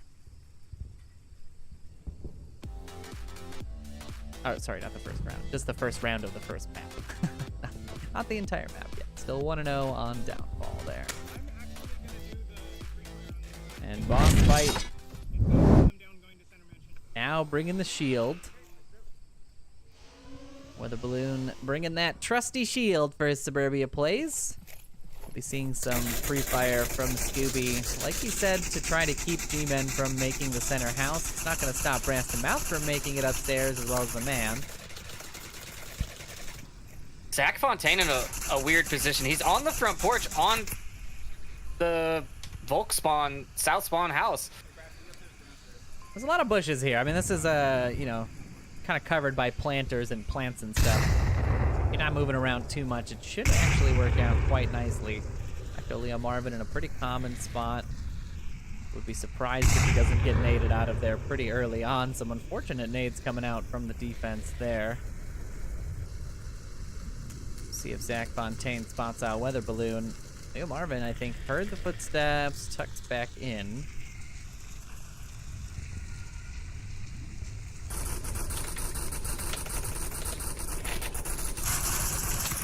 Oh, and Leo Marvin gets baited out by that pre-fire by Scooby, and Legal on the bus able to clean him up, and now Boss Fight in a 5v4.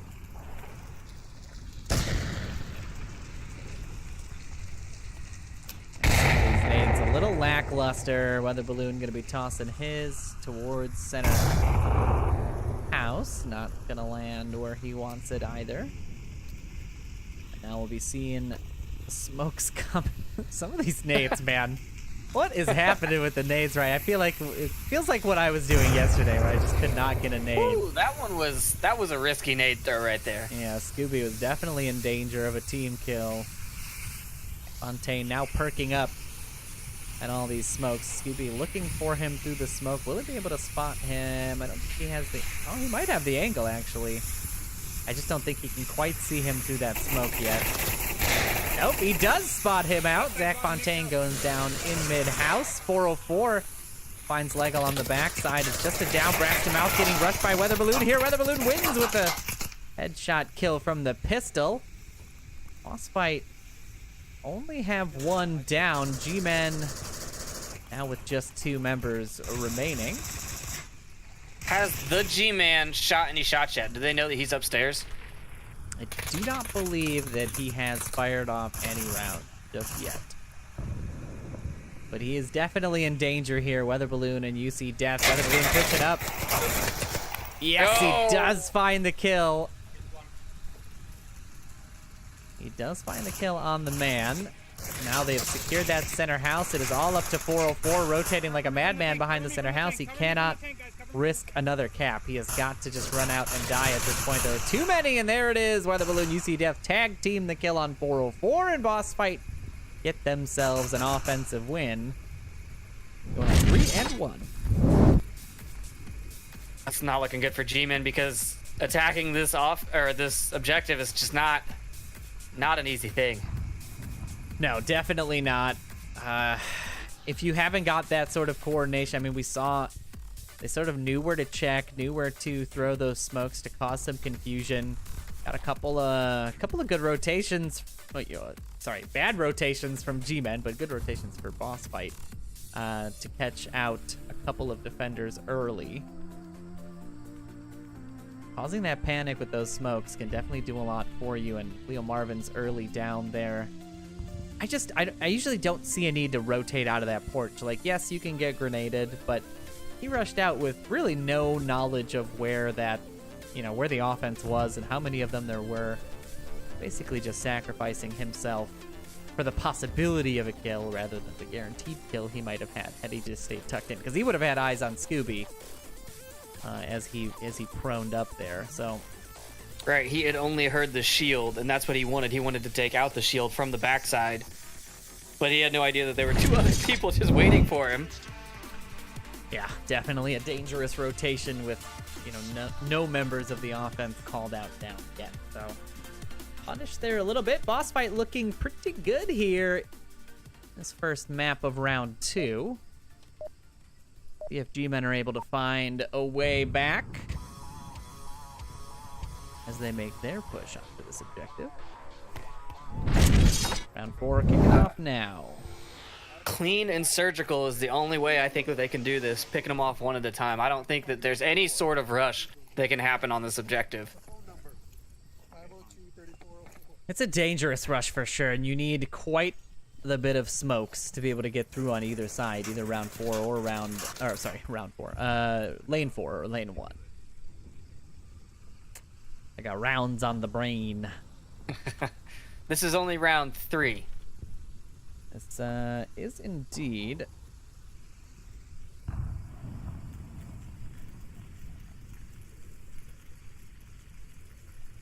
let me fix that. I have to play the right animation, otherwise.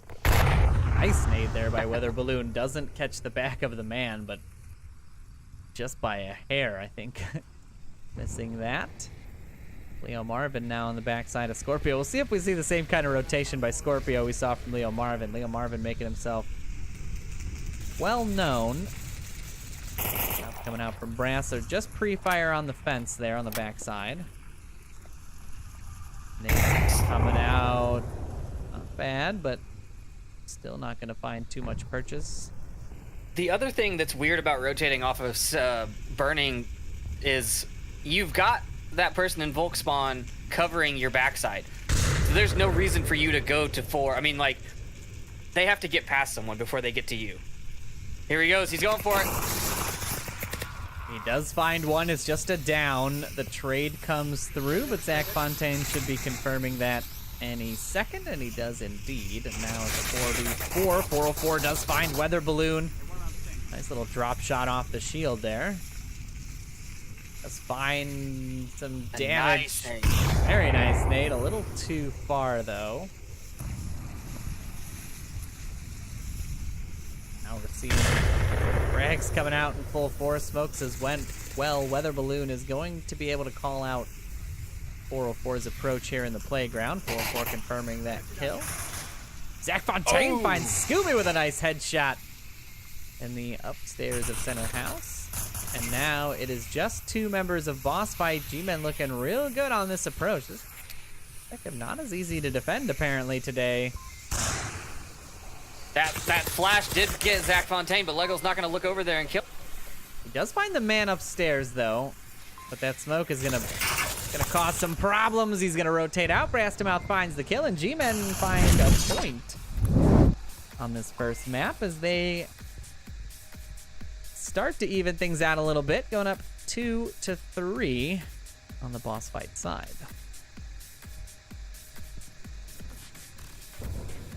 Yeah, Weather Balloon and Zach Fontaine doing the bulk of the work for both their teams. Leo Marvin also coming in with 4 kills on the D-Men side. Scorpio and UC Death with 3 each on the Boss Fight side. So pretty much the same heavy hitters we saw in that first series in round 1 across both teams. We'll see if that carries throughout the rest of the game here.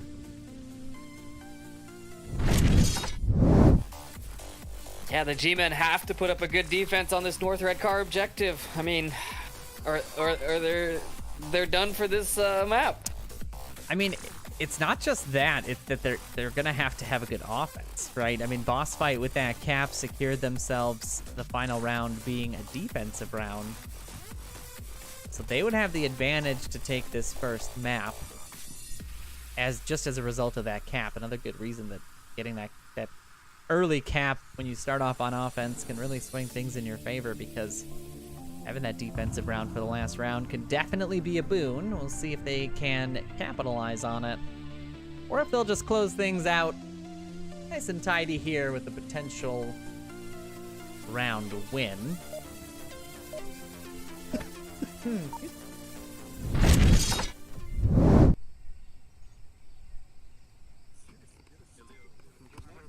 Round 4 is underway now.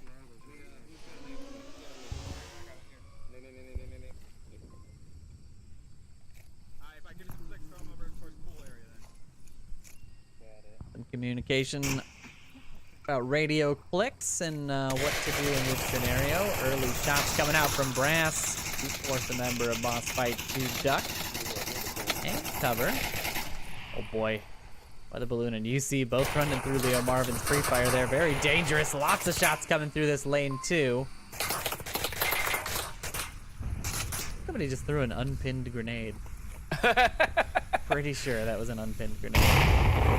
Very nice response. Frags. One does find Weather Balloon on the backside. And this frag not gonna find anybody, but very close. Oh my goodness, and the man finds the kill as well, and these nades are out in force. Both reses are up. The aggression is out though. The Balloon putting some pre-fire down onto the man's position. Scorpio pushing out. Does find one. Scooby finds 404 on the other side. Scorpio and UC Death are camping. Leo Marvin's not even looking at the objective. He needs to turn around. Oh Both no! of them need to be looking. Leo Marvin One down. They do get the cap! They capped it right God. under his nose! No way! And there it is. Boss Fight take that map 5-2 with probably the boldest cap I think I've ever seen. Oh my God. Somebody is getting fired. Unbelievable. G-Men is just... Leo Marvin is totally... He's gone. He's gone. That's it. He's getting out. We're gonna see a Onward 4-man team on G-Men for the next round. Yeah, that is incredible. An incredible push by Boss Fight there. As soon as they got the revives, we heard the let's go, and then they pushed through quickly and efficiently, getting that code in. Can't believe Leo Marvin did not. Even when he did turn around, he shot the wrong person. There's 2 people huddled up at the car, and he shot the only one not even close to the objective. Oh man. Quite the series, and we'll see what happens here as we get into round 2 of this, map 2 of this round 2. And we're gonna be seeing Quarantine, which was my guess for the pick. You were right, and we are gonna see the... I don't know if I call this the hardest objective. It's my least favorite objective for sure, the North objective. It's definitely...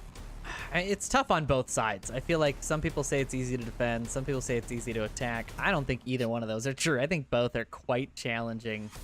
Is that Yeah, it's just a difficult objective.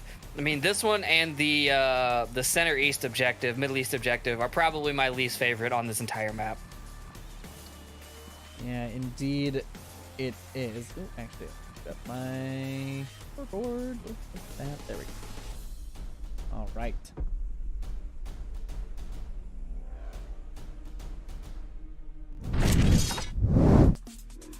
So what do you feel? I mean, after that performance by Boss Fight, what are you thinking Quarantine is going to look like? Are we going to keep doing this 1-1 series trade? Or do you think there's a clear favorite here? I don't know how well the G-Men are going to take that 5-2. Yeah, that's hard. That's hard to come back from. But I want G-Men to win. Yeah, you're just trying to pad your prediction stats there. Yeah, exactly. That's not looking good on my other predictions. Lemon Squad did lose, I think, the first round of their game. So, and that first round is looking very favorable towards the beginners as well. So we'll see what happens there. But we've got our own game to focus on. We don't need that other game. We don't need those OML1 losers. who do you think's better out of Boss Fight and G-Men? Who do you think has the better long-range shots? Oh, the long range shot. Okay, I think it definitely depends on who's in for G-Men. They have a lot of long range hitters. Are they in here? Let's see. Zach Fontaine has some pretty decent. Yeah, the man is also a very solid long range shot, and Brass to Mouth as well. So two very, very good long range shooters. I think Leggle and Scooby are going to be the real threats. I think UC Death is also pretty solid. We are seeing Hoochie rotate in now for Mad Scientist. So Hoochie is in for this quarantine match. The only sub, I believe, that has come out. Leo Marvin somehow keeps his job for that Suburbia match.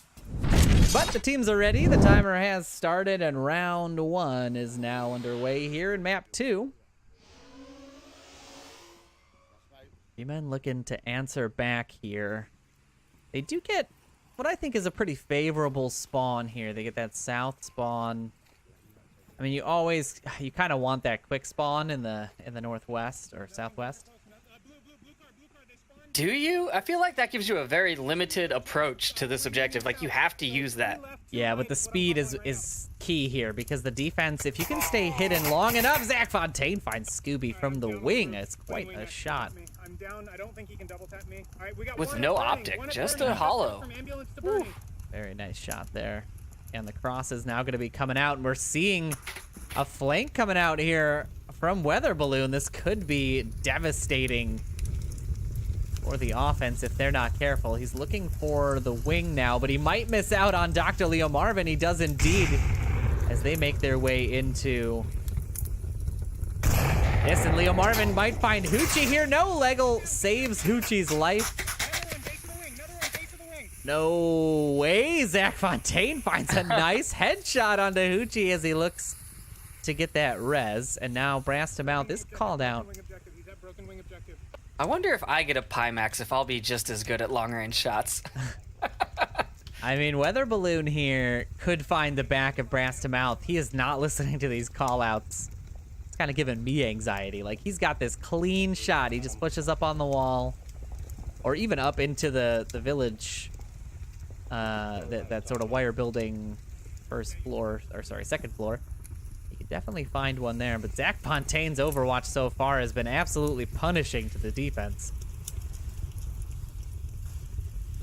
LeGill now in danger, taking shots from him. Weather Balloon does find the back of G-Man. Brass to Mouth keyed in on his position. Scooby-Doo giving some crazy call-outs. Brass to Mouth is right there, and Scooby knows. He's just screaming at him. Brass to Mouth does spot him, but Weather Balloon wins the trade, and now it's 2 members of the offense remaining. Zach Fontaine on the back of the wing, and where's this final one? He's snuck by me. 404 making his approach here.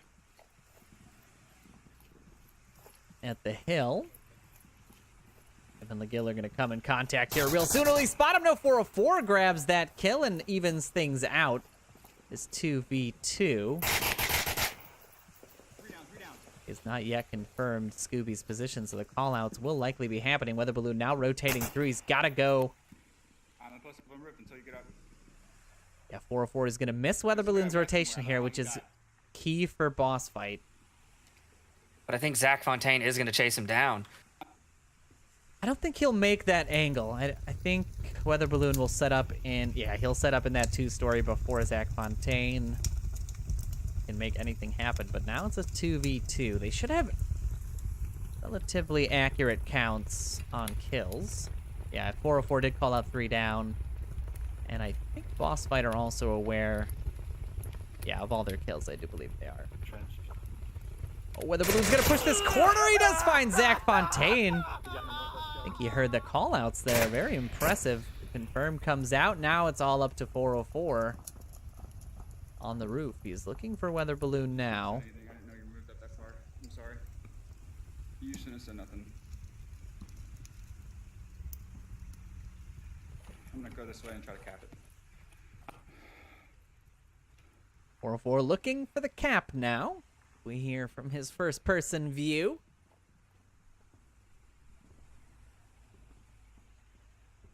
Have a tough time here. He needs to get rid of Weather Balloon at White Car if he wants to make this cross over the hill.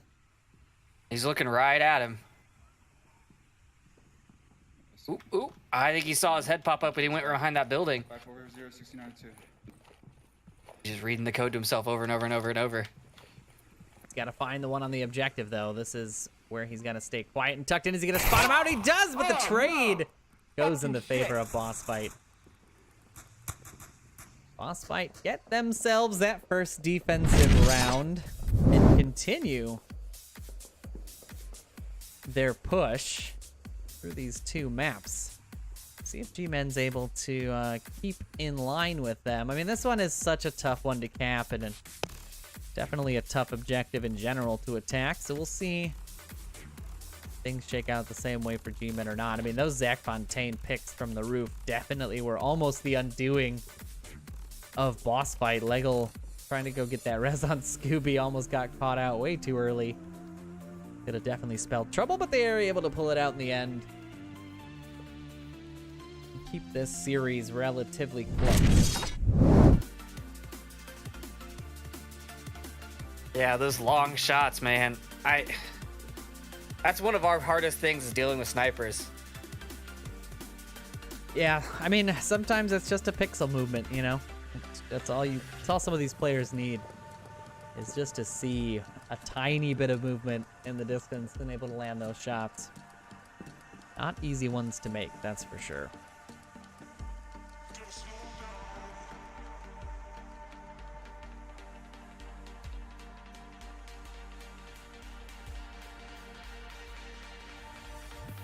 While we have this short break, I do want to thank again everybody for coming to hang out with us here on Master League 2. Glad you guys are dropping those clips in. Dropping those biddies. Everything you guys do is fantastic. And we're going to reward you for that by showing you this next round. Round 2 underway. G-Men looking to hold the defense versus Boss Fight. Keep this series close. They definitely don't want to give away any caps. We saw 2 caps from Boss Fight in that first map. They did get that quick spawn, and UC Dex finds the man in the distance. Zach Fontaine looking to get the refrag. Not going to work out for him just yet, but UC Dex got to be careful on those peaks. As we've seen already, Zach Fontaine is an absolute monster of a shot when it comes to these long-range engagements. But now the spawn has been identified. Boss Fight has to push through this northwest, but they need that aggression. The reason I say it's a benefit, especially if you're an aggressive team, is if you take a look at the overhead map, I mean, a lot of the defense is still east-centric, despite identifying the objective. And a lot of teams will do this, where they don't commit enough members, you know, to sort of close off the offense. And Bossfight could definitely capitalize on this. Zach Fontaine under fire. Hoochie able to find himself a kill as well. And now G-Men already down 2. And yeah, all of their defense here is East-centric. I mean, 404 has no shot on anything in the West. No Marvin as well. Pretty obstructed view. Brastamount the only one rotating towards where the offense is approaching from, but it could be quite... Yeah, he's got the call out on Weather Balloon's shield, but... Comes the C4 play. C4! Detonation too goes early. off, but Lego able to clean that up, and now just 2 members of the defense left. And Bossfight looking really good here in the second round, all 5 up. Okay, there we go. 404 starts to move finally out of his spot. I was going to say, man, are they just going to keep watching that east side? Yeah, you cannot commit people to that offside, especially when you've already lost the eyes on the different approaches. Of course, now when he rotates out is when Bossfight gets the opportunity to spread themselves thin and come in from all angles. Huchie now coming through where 404 was watching. To be able to get himself onto the roof. Spotted out 1. 1 of 5 they have a location on. 404 getting smoked quite man. perfectly through the truck there. Very nice smoke tossed out by Weather Balloon.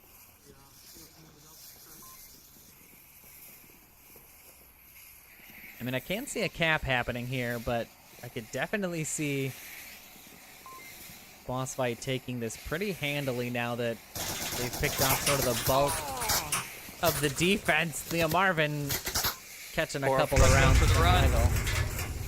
And he's going to run right into Lego on the corner. UC Death cleans up Leo Marvin as he rotates out to check for a cap. And Bossfight take the first 2 points here on Quarantine Map 2.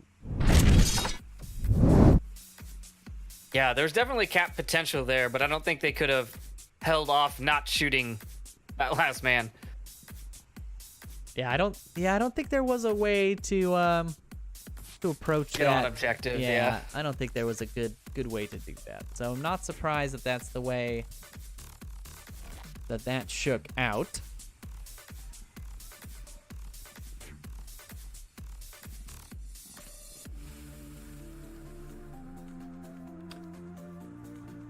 Interesting series so far. I mean, Bossfight sort of coming alive there. Maybe he was just warming up on Lemon Squad. But really showing that they're a top-tier team. And you can sort of start to see the skill gap a little bit. I mean, I say that, but of course, G-Men were able to take Quarantine away from beginners 4-0 early in round 1.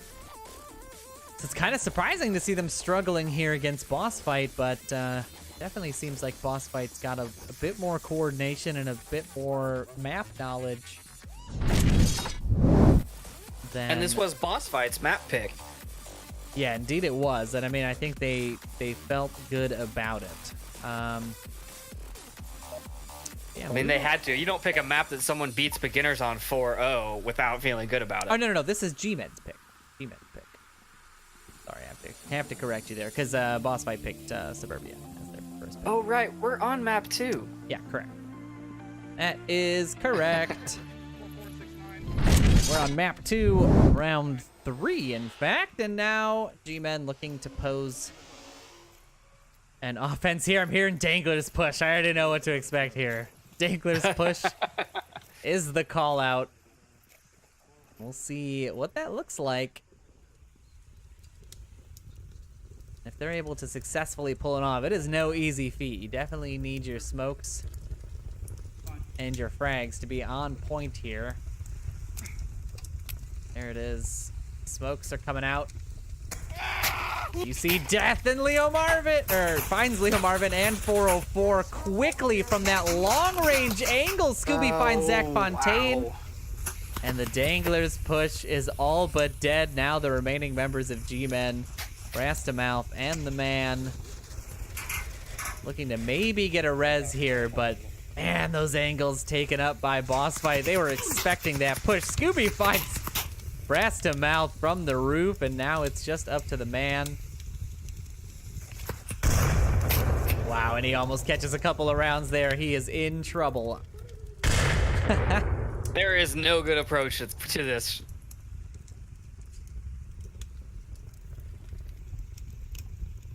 Well, he does see the head of one. He doesn't take the shots on it, however, and I mean, yeah, you definitely have an uphill battle there, the man, but... No, you missed me. No. Lego's gonna be pushing up towards the cement trucks, and he's gonna start pinching in on him. Yeah, I mean, they've got the accurate count of downs. Man, it's just me. You and me. I mean, you can take a look at the overhead map here. They've basically just trained in on it. No chance he's going to make it across any of these streets. He's basically pinned behind the center burning objective. They needed those smokes out a little bit earlier if they were going for that Danglers-esque push. I think that was the big difference. Man, that might not be able to spot out that defender coming through the hotel side. I'm just gonna let the man have a conversation here with himself for about 60 seconds. Just gonna see prone all the way to objective. That's all I'm seeing right. Oh, I got 3.5 minutes.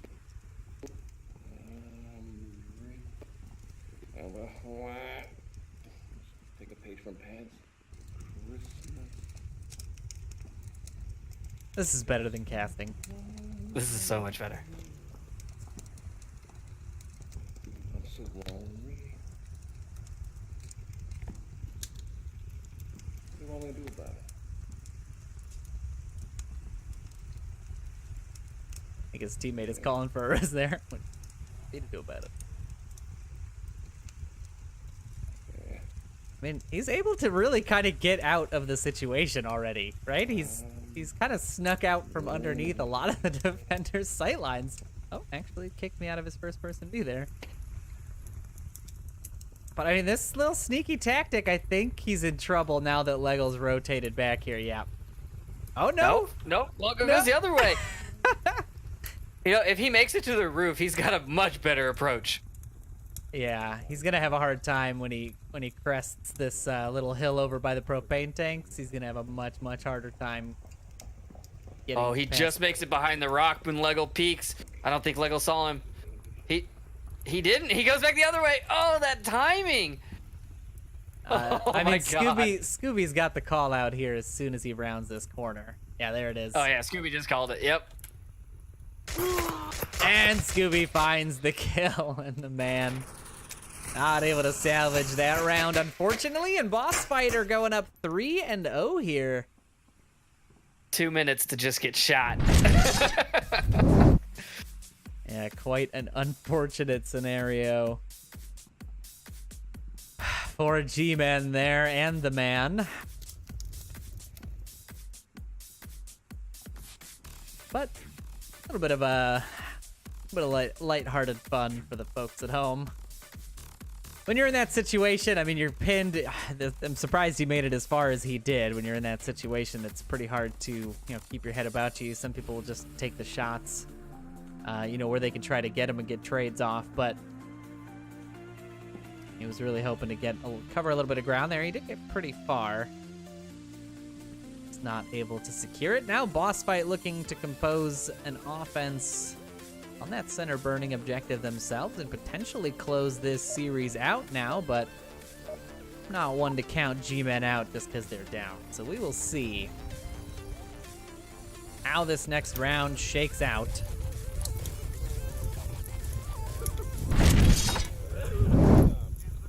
Round 4 now totally underway.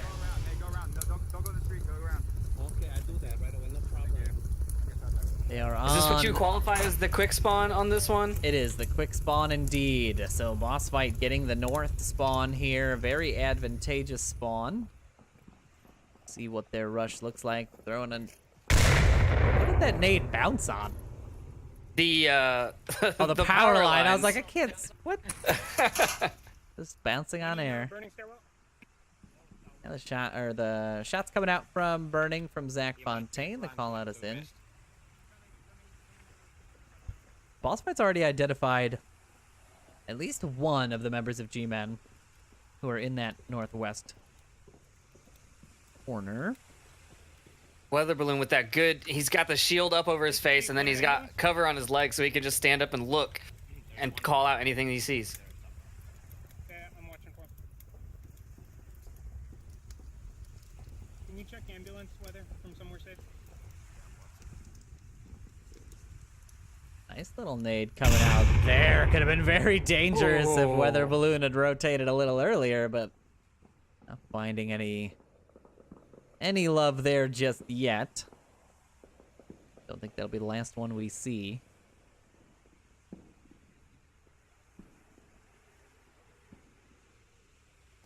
Boss Fight's definitely slowed up here a little bit. They can choose to take their time.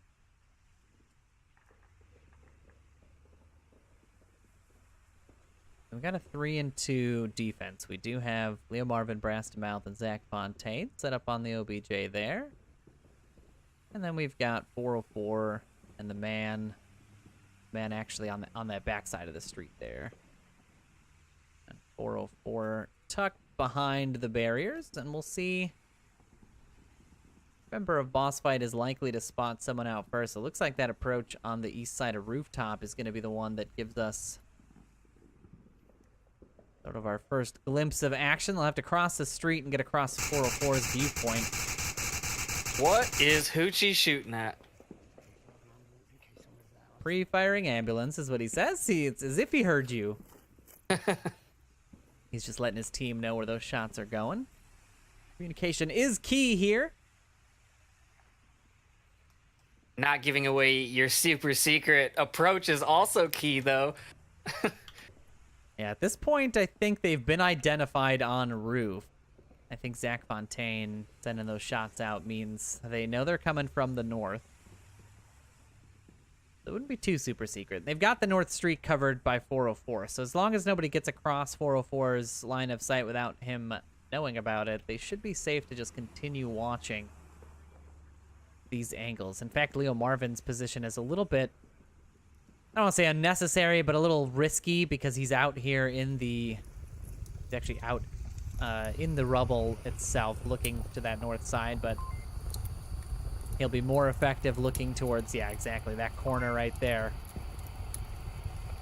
Now Scooby and Hoochie and Leggle all approaching on this north side, so 404 and Leo Marvin going to have their work cut out for them. Hoochie's looking under that APC, trying to get some shots. And it's a great angle to get onto Burning. Yeah, he's got that angle onto Burning. Upstairs, he takes a couple shots. They do not land. See, that's the little barricade that I like to camp. He's on South Road watching that little barricade. Death, if you prone your way, from the back. He just called out 404. Scooby, that is, called out 404 and told Death to prone up behind him and shoot him in the butt. That grenade saved. Leggle saved by the little curb here. Not quite Scooby able. making it into Tank Courtyard. Yeah, that is risky. Oh, that nade. Dead center in 3 of them, not catching anybody. Man. And finds UC dead. Zach Fontaine finds Hoochie on the corner. Weather Balloon downs 404 with a very nice nade in the northwest. Scooby finds Zach Fontaine on objective. Now it's 3v3. Leo Marvin sending out a very nice flash. Scooby not going to be affected by that one. So sending a few rounds out towards the objective. Leo Marvin able to clean him up. Scooby's running down this road now. He should be able to find He's the back got of Brass on the Ransom back. out. There it is. Another one down left side objective. G-Man finds Weather Balloon and Leo Marvin finds Scooby, and G-Man do find themselves 1-round win here. A very solid defense. Man, doing a lot of work there in the northwest. They stay alive. They're definitely still in the series. They don't want to weather a 2-0 loss here. If they can keep the comeback dream alive, they can still sort of lock themselves into a potential second place. And a quick update on the OML 1 matchup. It is tied up right now, 3-3 on Cargo, Lemon Squad beginners. Lemon Squad on the defense. So depending on how this goes, if Lemon Squad can take one away from beginners, and if G-Men can take one away from Boss Fight, we'll still be in a tied series with potentially G-Men still up. I mean, I don't know all the math on it, but in my head, it would still be G-Men because of just point differentials. Although, no, you know what? Now that they've taken that 5-2 loss. Yeah, but they did get 2 points. So I don't know. It's not point differentials. I don't know. I think it's by like what the teams you played and what they had. But we will need see. a napkin. Yeah, I know. Napkin math is the best math. But we will see what happens here. We'll keep our eyes squarely focused on our matchup. Because round 5 is now underway, and Boss Fight looking to close this map out. Get themselves 3 map wins on the day, which would definitely go a long way to securing a top spot in the series. The top 2 teams, if the folks at home did not know, top 2 teams from today will be moving on to the semifinals next week. Shots ring it out for a weather balloon. Marsok 1. There's one Marsok 1. I do think the G-Men got the better spawn for this objective. They are assault. Yeah, definitely. Weather balloon gave up a little early, I think, on that fire. Not able to find the kill on the members of G-Men crossing the street. Let's take a look at Marvin. Oh, that nade hit the light. There's so many things that just go wrong with nades on this map. Marsok 2, Marsok 2, Marsok 2. Shots ringing out all over the place here. Trying to keep track of where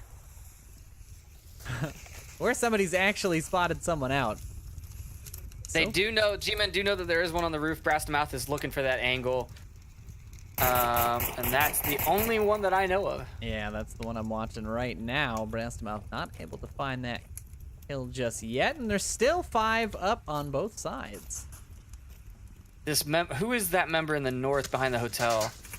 Legal. Gooby does find 404. Looks like at the blue car. Yes, the blue car does go down there. He hasn't confirmed him just yet, so the res is possible.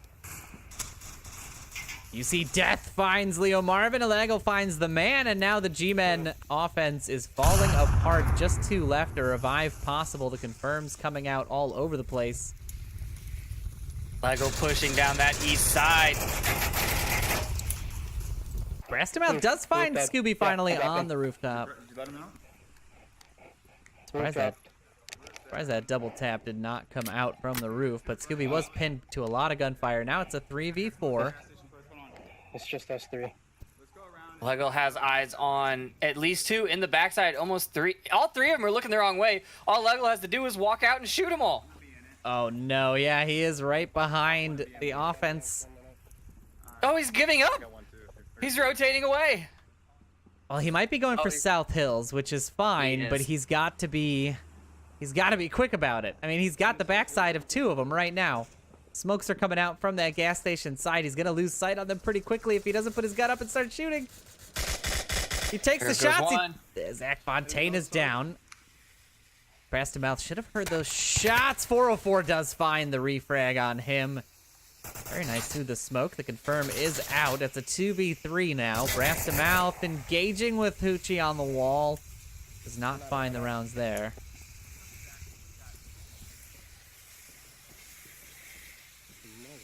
G-Men fighting tooth and nail to stay in this series. I got, hey, what do you got? AK5C? Yeah. No, I don't have it. Oh, sorry. That's all right. I'll get this one. I think Brass is out. Yeah, He is. He's scavenging ammo. He's definitely put a lot of rounds onto rooftop. I know that much. So, not surprised to see that. That's one thing I haven't noticed a lot of on the G-Men side is they don't use a lot of they don't use a lot of drum mags. I don't see a lot of drum mag utilization. Usually SA-80 usage on these teams is pretty prevalent because giving your team a drum mag can make the difference in a firefight without having to reload. I think that the body he just scavenged though was a an M16 from the support class because he grabbed a lot of mags off of that body. He did indeed. Which if you use it on support, you get 8 magazines. We got 2 minutes. Do have All 2 outs minutes. come out. Here we go. They need to find a way to get Hoochie out of his position. That's going to be their first main threat. And 404's got the angle on it. He does find him, and it's a 2v2 now. UC Death has this whole street covered. This is such a good angle for him to hold. I mean, it's so difficult to cross this street with him watching the corner, and I don't think they expect him there. I think, if anything, that's what they're going to have to worry about. Weather Balloon now all the way up onto objective, which is exactly where he needs to be. We'll see if Brass gonna cross the street first, but the UC Death should be able to spot him out. The shots come out. The trade is in, and the res is gonna come out. 1 minute and 13 seconds. Wow. G-Men fighting back on this Weather Balloon on the corner, though. Can he find 2? Brass to mouth trades in, and G-Men get themselves the second offensive round. Holy crap. What a comeback series there for G-Men, and they stay in the game. Just hear one of the members there from the lobby staying alive. What an incredible set of pushes there. UC Death not able to find the shots quick enough on Brass. The trade coming in. And then Weather Balloon just not able to connect. Man, and they were right there too. They were together. Yeah, it was basically gift wrapped for both of them, really. UC Death should have had that first one, and Weather Balloon on the rotation should have caught the second, but G-Men able to hold it down. We're seeing a pretty quick start here. I'm surprised. Looks like G-Men want to keep that blood pumping momentum going, so they're jumping right into this next round. Round 6 now kicking off with G-Men on this rooftop courtyard objective defense. The offense coming in on that south side again, so we are seeing mirrored spawns. Weather Balloon bringing the shield.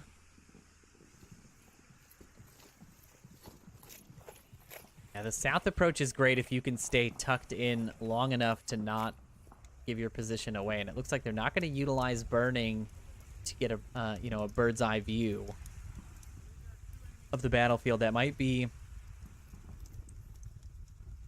detrimental to the defense here. Balance there, not quite correct. He's not in the stairwell, but he is close. She looking for Brass at the wall. We'll see if he's able to make this. It's a tough shot. Brass is rotating quite heavily. The shots ring out. They do not land. Brass is quite under fire here from...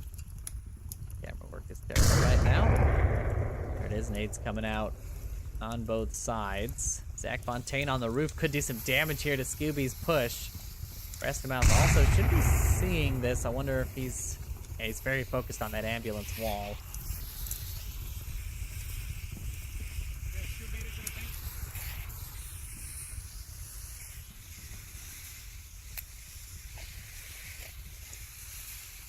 Grenade goes up and over, and just a little too short to find Leo Marvin, but could have been definitely very dangerous there as Brastamouth and Scooby trade shots. Nade comes in under the tank, a little too short for Scooby as well. I mean, they're just out of reach of all these nades. This is as tight a series as you can get at this point, but I think this nade could be Lost Fight's downfall here. The man finds Hoochie on that wall. Just a down. Either Weather Balloon or Leggle can actually rotate out and get this res pretty safely, but if they're not careful, the man could rotate back in. Check this south side. I think that's exactly what he's going to do here in just a minute. Maybe not. Maybe not. Grenade coming out. Also lands short. I gotta stop following these nades. They're just They're just all short. No love there. Weather Balloon with the shield on the corner. Will he be ready for the man here?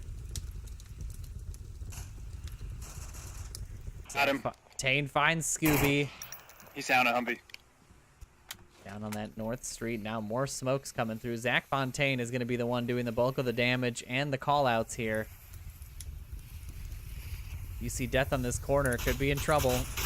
Sends shots his way. He does find Zach Fontaine off the rooftop, and now that opens up a world of possibilities. You see Death can now get this res on Hoochie. The man spots out Weather Balloon on this side. The battle ensues. The man flashes himself. Weather Balloon doesn't capitalize, however.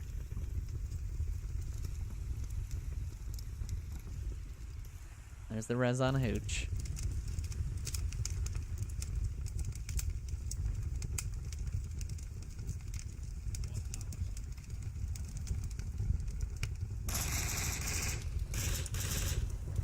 See what happens here as Brass to Mouth may have... Yeah, I think he knows Leggle is in that position by the propane tanks. Now shots coming out from Hoochie. I don't think so. Yeah, Hoochie not able to hit. Brass to Mouth and Leo Marvin here proving to be quite the difficult set of kills for boss fight to get. They are working hard to try to get these kills, and the Weather Balloon does find the man. Finally confirms him on the backside. And now Human have to be worried about this backside approach. They are now in 3-2. Leo Marvin here could get caught through the wall. Yeah, he's not paying attention. UC Death has the shots on him. The trade comes out, though. They take each other out of the equation. Brass to Mouth does find Legil, though, on the refrag. Hoochie finds Brass. 404, last man standing on the roof. He does have a good spot.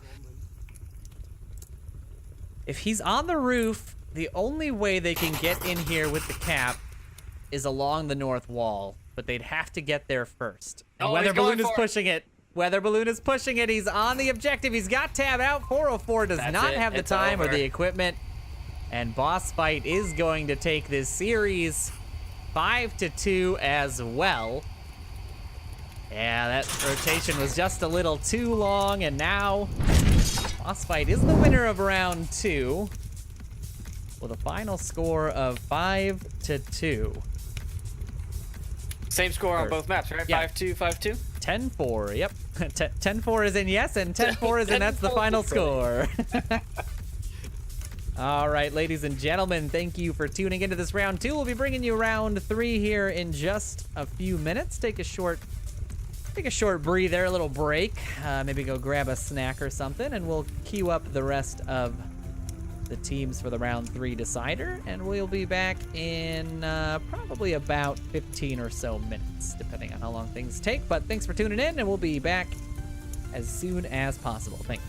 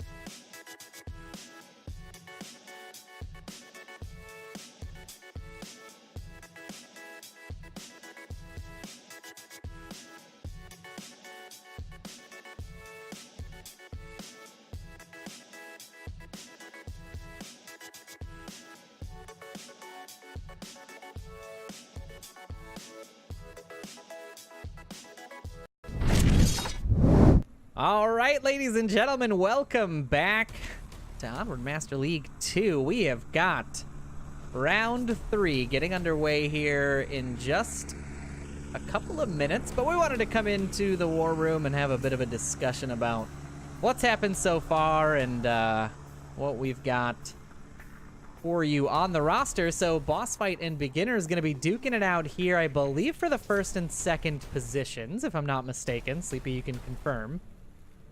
Say again, Noman? So it's boss fight and beginners fighting for first and second, if I'm not mistaken, right? Technically.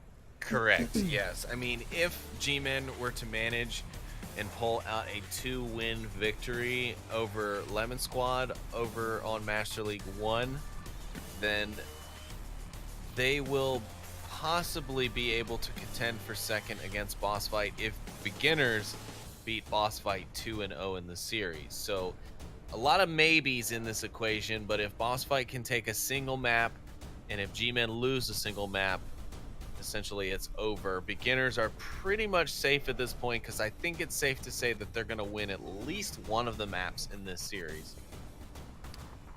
Yeah, it's definitely possible. I mean, we'll see how this series shakes out as well because, yeah, I think if boss fight loses 2 and G-Men can take at least 1, I think it shakes the other way. Maybe not. Well, we'll see. It doesn't really matter at this point. We want to focus on the games themselves. I think we're just waiting on the bans from the teams to come through. Bobby did just come up, so we'll be hopping into that. And at the very least, we do have your first map pick for you, ladies and gentlemen. And that first map is going to be Downfall. We're going to be Downfall.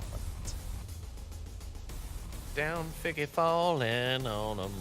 I think this is what we wanted, though. Like, as casters, and maybe as viewers. Well, you know, my voice is going, but... Well, good thing, because Downfall will give you plenty of breaks in the action. Yeah, exactly. If we go quiet, it's because I'm... It's been a long day. It's been a long week. I mean, come on. I was yelling all series yesterday to my team, and now I'm yelling on cast because the first 2 rounds have just been insane. We've seen some great play from all of these teams so far. That first matchup that we had over here on OML 2, that Lemon Squad boss fight match, was just a slog fest. I mean, they really beat each other up quite a bit, especially on Suburbia boss fight, taking that one. But that series ending in a 1-1, and then G-Men and oh my god, I'm already spacing on the matchup I just had on this. What a friggin' day it's been, ladies and gentlemen. Boss fight and G-Men. Yes, thank you. Boss fight and G-Men series we just watched was also quite the series. Boss fight able to pull off. Man, if I'm thinking about it right now, did they get... They got 3 caps. They didn't get 4 caps. I think it was just... Wow. Caps. Yeah, 3 caps across 2 maps. Holy smokes. It was quite the series to watch. Definitely an amazing set of offensive rounds by Boss Fight. Definitely coming alive in round 2. So I think beginners are getting sort of the best of Boss Fight right now. Boss Fight taking it to G-Men with a 10-4 final score. 10-4. Wow, that is amazing, and simply because G-Men played so well against beginners on Master League 1. By the way, everyone, I'm Sleepy. I'm not Triple Nipple, as you may have noticed. Triple Nipple's voice has changed drastically. Yeah, we saw a serious blowout, just knock. It was just punches going back and forth. G-Men just 4-0ing beginners in the first map, and then having to come back from a 3-0 deficit, I believe, if not 3-1, to take it 3-3 and lose it in the final round on defense. I mean, so G-Men definitely on the tip of their spear as well. So to see Boss Fight just walk all over G-Men like that in that last round is interesting. Beginners be able to pick up 2 maps on Lemon Squad, kind of securing them almost a guaranteed 1 or 2 spot no matter what the outcome here. But some rumblings definitely still to come in the jungle from the second and possibly third positions. For sure. I do want to quickly, before the teams start, because they are getting ready here inside, but we do have the bans. So the bans coming out are going to be beginners banning Suburbia and Boss Fight banning Cargo. So not super surprising there. Boss Fight struggled on Cargo against Lemon Squad. I don't think they'd want to play that map a second time. They did ban it against G-Men as well. Not too surprising there. And then the ban of Suburbia, I think beginners may be spooked by their by Boss Fight's performance against G-Men and against Lemon Squad. They've won both of those Suburbia series in those first 2 rounds, so beginners maybe not wanting to take that chance. But Boss Fight definitely strong on Suburbia throughout the season, so I don't think that's a surprising ban. Sleepy, any input on those bans? No, I'm a little disappointed that they keep banning the smallest maps in the game, but that's just my own. That's a caster That's bias. just me. Yeah, That's just me being tired after a few long weekends now of casting and a few more to go. We still have the semis next weekend or next Saturday in order to accommodate the VR League qualifiers on Sunday. And then Saturday after that will be the finals, where we'll finally have our answer to who is going to be crowned the champion in this season's VRML championship. Yeah, it's going to be quite the series of Onward indeed. I know my team is looking forward to it, and the rest of the teams are as well. Yeah, definitely a lot of excitement from the teams that have made it so far, and great plays from the teams that have not yet made it this season. Definitely a lot of great matchups from yesterday. If you haven't watched the Round Robin A's, I do recommend you go back and check those out. Lots of great matchups there, but no shortage of Onward in the next couple of weeks as we get closer to those grand finals. So I think we have everybody readied up. We should be hearing the timer start here in just a moment. I would be surprised if it takes any longer. There it is. We're already hearing the sounds. The beeps. The beeps are in. The round is starting. We can finally head over to map 1. Watch your peeking, guys. Beginners. Oh, can you change that the title of the teams there? It is not Lemon Squad that they are playing. Yep, I sure can. Sir? I was wondering why Hoochie was on Lemon Squad.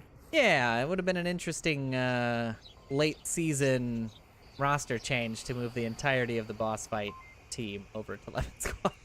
I'm gonna leave the excitement of the exclamation point though. Boss fight! Yes. Yes, Boss Fight win. Let's see if this quick spawn offense, I mean, the shots rang out early here, I believe, from Kev towards White Tower. They've given away this position now. Yeah, Kev sending shots out towards White Tower. He's not actually seeing anybody. I think he's just pre-firing the window because he thinks he sees Weather Balloon. No, it looks like Weather Balloon may be waving his tablet on the window is to that try what it and is? bait some Yeah, shots. I see that now.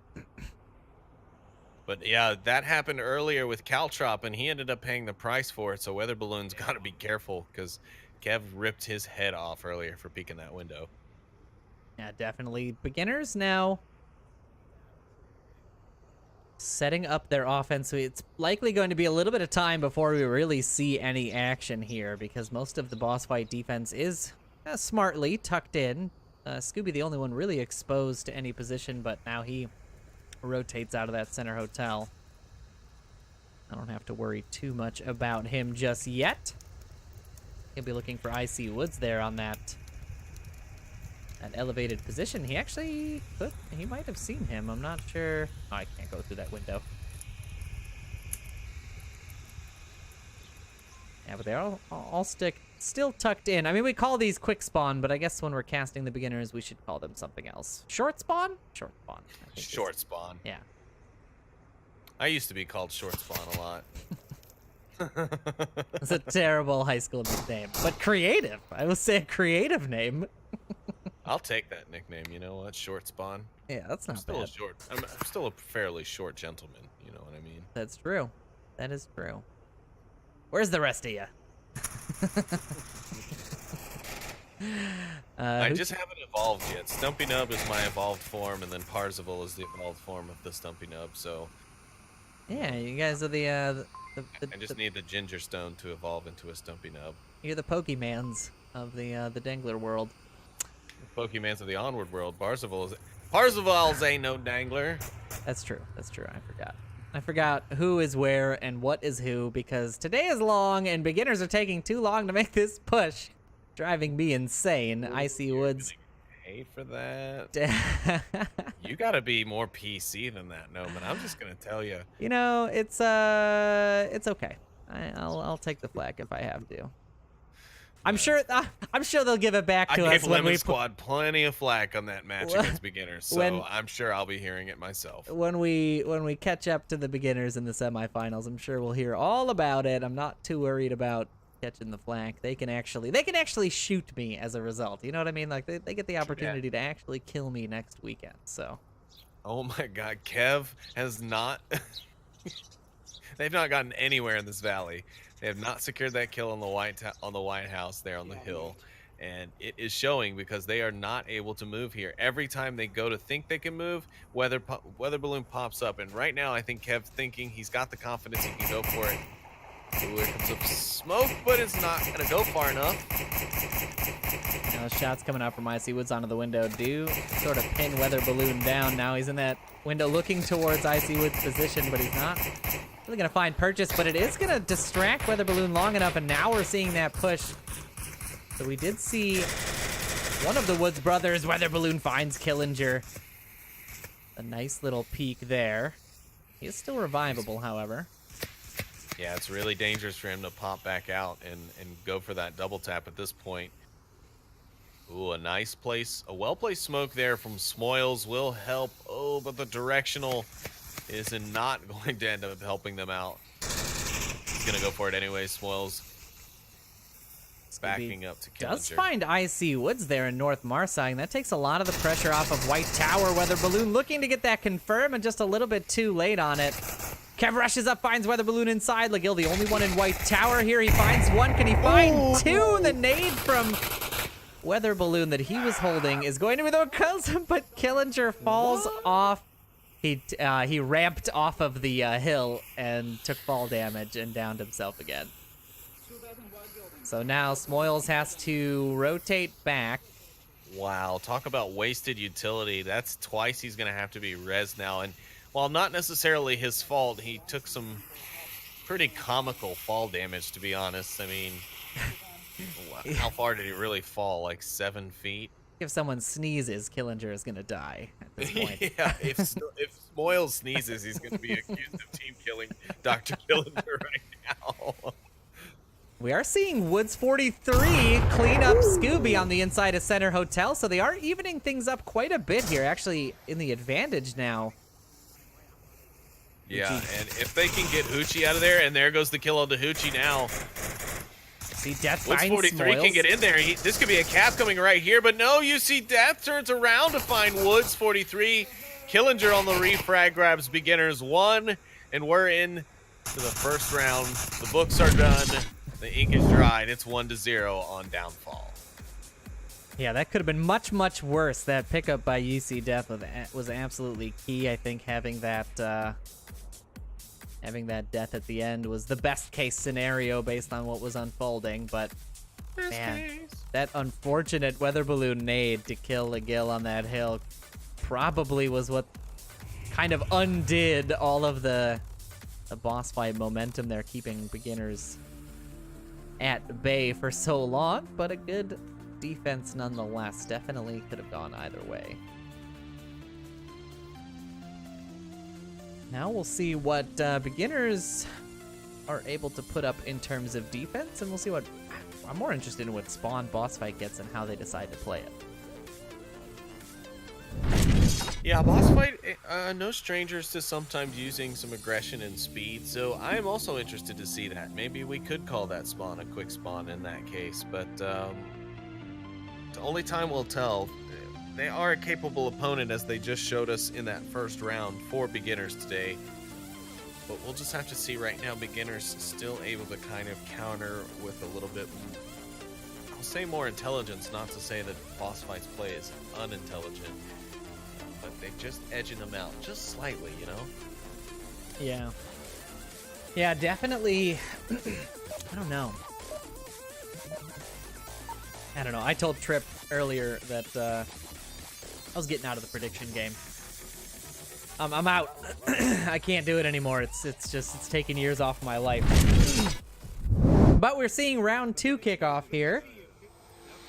As my voice fades, the round starts. They had a trick. They went all the way back. Looks like they snuck through. Yeah, beginners did identify that spawn, and now they're going to be sending some crossfire in. Looks like Killinger does make it across there to the dark room. That's going to be a tough one to unseat on this fast spawn. Weather Balloon's already up on the corner with the shield. That's sending some rounds down towards the offense.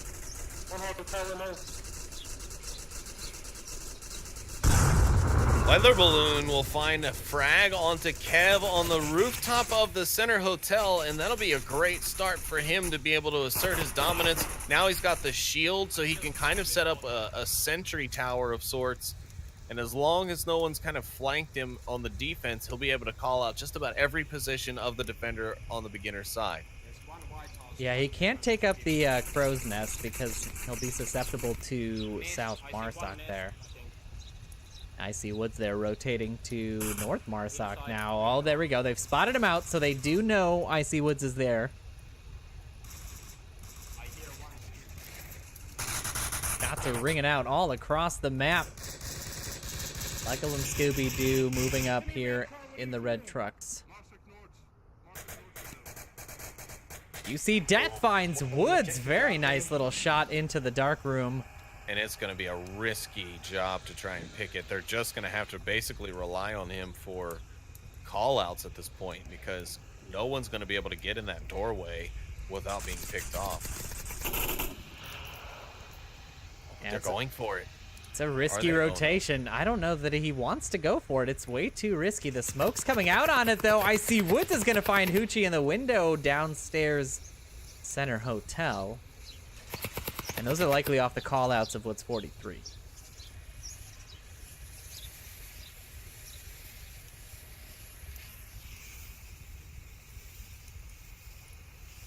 They basically just got to move up based on Weather Balloon's call-outs here. He needs to... I mean, if he could just identify that Woods is in that window in the North Marsoc building, I think that would be enough to give Boss Fight the idea of how they want to approach this. But currently... it's a 3v3. I wonder if they're just waiting for the bleed out. You know, like I think that is a valid sort of strategy where you know you've likely just got him down. It's true. They have the time on the board. They can definitely do it. But Smoils would be able to cover the approach from the center hotel fairly well. And Killinger also got solid eyes.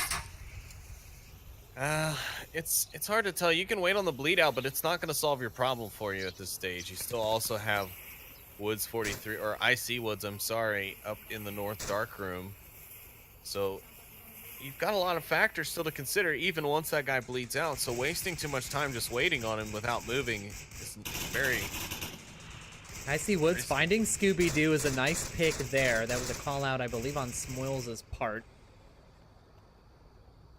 Actually, sorry, Woods' part. So Woods, so far, responsible for 2 kills that are not his own, simply because he was down.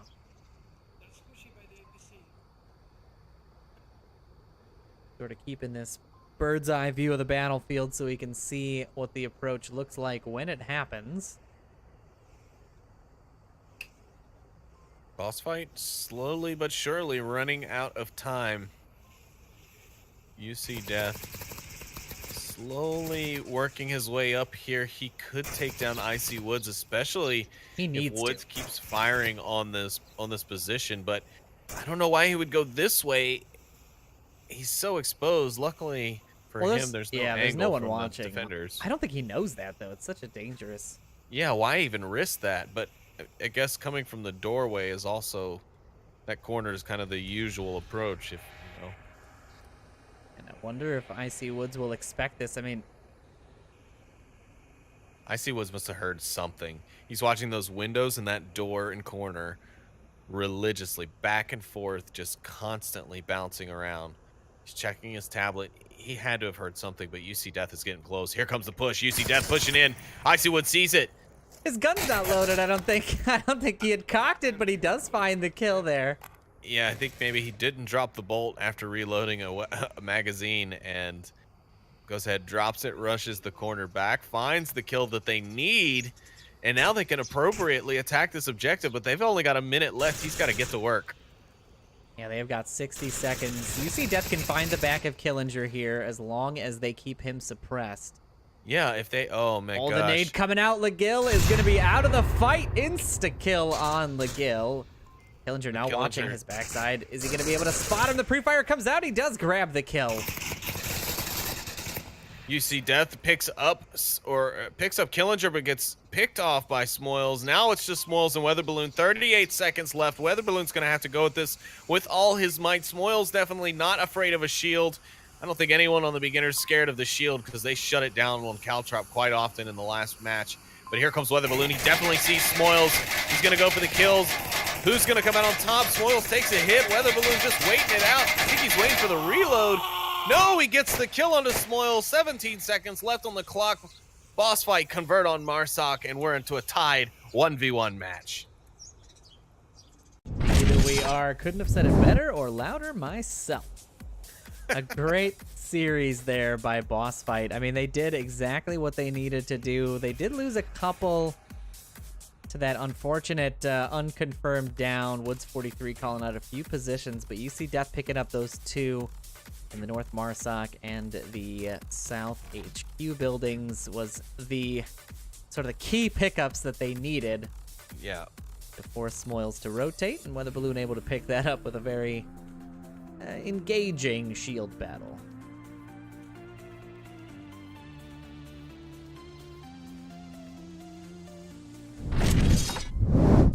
And this series is shaping up to be a good one so far, Sleepy. I mean, I am glad we've got this one. This is that top tier Onward we always look forward to. Yeah, though I am interested to see how it's going for the G-Men, because again, if they can take 2 maps, they can maybe stay in this depending on the outlook here.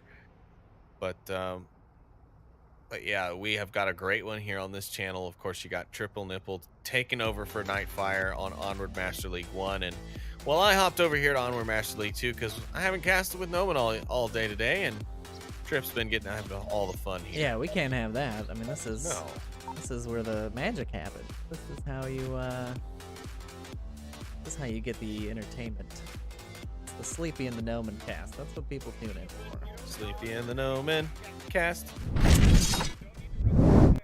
Round 3 starting off with a jingle. And I just flew my camera right inside of the Volk Tower on the northwest side of the map. I'm losing control here, Noman. See, I'm even calling you Nightfire because I've been casting with him for 4 straight weeks now. I know the struggle. The struggle is real. They've got the call-outs down for the approach. Yeah, beginners are going to be able to utilize a lot of ground gainage here.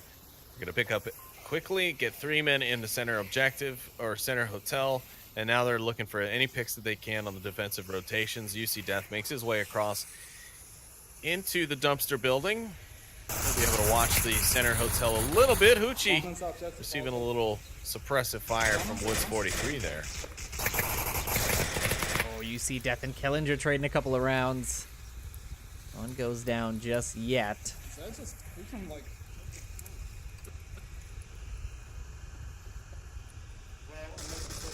Trading quite a few shots. Scooby putting rounds out towards Icy Woods position. There's no flank. Kev does find Legal. Just a down as he rotated into the dark room of North Marsoc. Yeah, I guys valuable there, got him. Yes, they are aware that he is revivable. Yeah, I was going to say, if he's able to get that confirmation shot, I will be impressed, because I was able to go POV and actually see a bit of his reticle. If he would have been able to hit that, that would be impressive. Honestly, I'm just impressed he knows he's down. Like, knows. Not just I'm guessing, he's like, I know he's just down. Oh, the trade comes out. Weather Balloon does down Kev, but the Weather Balloon kill is permanent. He will not be resable. Yes, a headshot. All right, guys, they're gonna get in the hills behind us. We need to get one more up. I'm gonna see if I can get around to the jump. You calling in for the backup? Oh, I see Wood's going to find UC Death with an amazing headshot. From Yeah, the center button. you think I'm gonna get in trouble? Yeah. See here, I mean, this center hotel so far has proved to be quite strong. Having those members to sort of help you get rezzed and make those call-outs. And a wild Scooby-Doo has decided to forget this objective. I'm going to run away now. As he runs into the south hillside. He wants to get that res on Legal. I mean, it definitely makes sense. If you're down to 2 and you haven't gotten a single confirm yet, you absolutely need to get that. Variant of him running away from the objective, and now he gets punished for it by Smoils. He says, Scooby-Dooby-Doo, you are dead. You're not going to help your team now. Very nice. Very nice. It's all up to Hoochie from the UK as he fights off 5 beginners.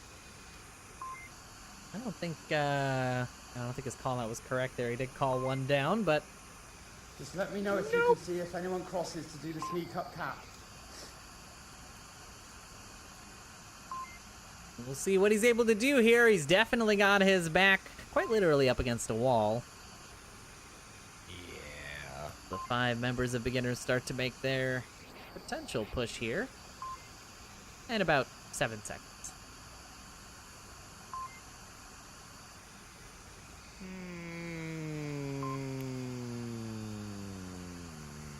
Nope, they're still all in the center hotel. No, they've decided to take the slow approach and give Hoochie a heart attack. Yeah, they did this. They've been doing this all day. We've determined that that's what they do. They basically treat you like a hostage situation. They surround you and just wait for you to get antsy and just look for those easy picks when you get antsy and you start making foolish peeks. Yeah, definitely easy to do when there's just the one remaining. Now, Legal has bled out.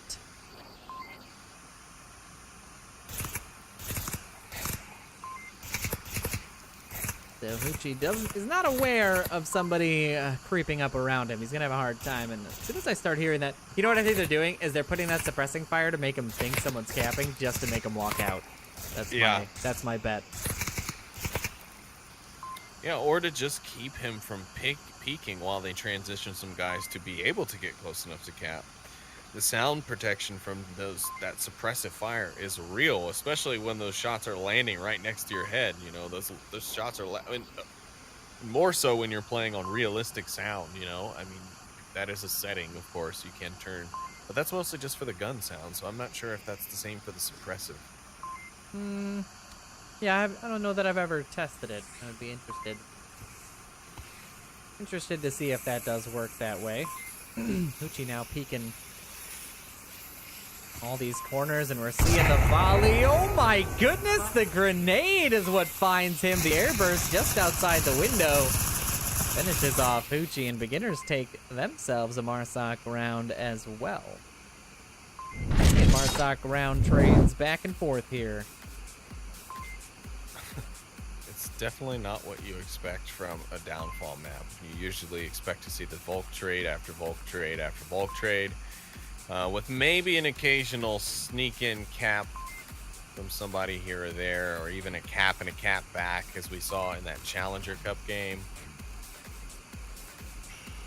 It's hard to tell, but right now, both teams doing well on converting on Marsoc, but not able to hold it together for defense, so it just makes you wonder. Yeah, we'll see what beginners can pull out here on their next defensive round. Just a quick update on the match on Master League 1. If you're not tuned into both, which you definitely should be, G-Men able to take Quarantine away from Lemon Squad 4-0.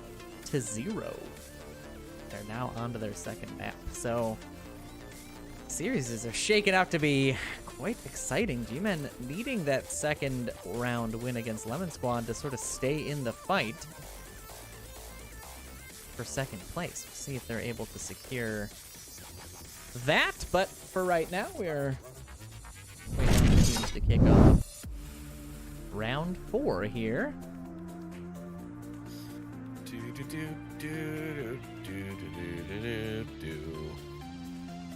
New transition music, everyone. That's like a bonus track. Bonus track. Meow, meow, meow. The timer is through. The round 4 overlay is up, and we are into this round 4. Wait, the overlay's up or it's off? No, the round 4 overlay, not the overlay. Ah.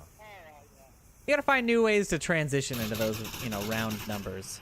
Shots coming out from Smoils. They do get the call out that it's the northeast spawn, and the Woods brothers are perched on these rocks looking for that east rotation. Weather Balloon catching some shots on his shield, but he is gonna be safe for the time being. Icy Woods finds Hoochie, though, as he comes down towards the red trucks. It is an insta-kill. No helping that poor man. He is down and out. Yeah, Weather Balloon now in the hills here on the east. Woods should spot him out pretty quick. He's a very stark contrast to the hills there. He's shooting his pistol from the hills. That's a bold strategy, Cotton. I mean, I've heard the hills have eyes, but do they? I don't think anyone's heard of the hills have shields. So seeing a shield just meandering across that side is not just a shield meandering across, a shield that's shooting a pistol at you from like 2 football fields of a distance. Sorry, it shouldn't be that funny, but it is. It's kind of comical to. It's honestly, if he lands the shot, though, you know what I mean. That's the clip of the week. If he lands the shot, it's really comical. Yeah, but not gonna find too much there, and he's really just kind of giving intel, and surprisingly, he did kind of push the Woods brothers off of that hill. Now Woods 43 taking up solace in that south watch building, while I see Woods watches this center approach. That's coming out from UC onto white building. Aren't gonna find purchase.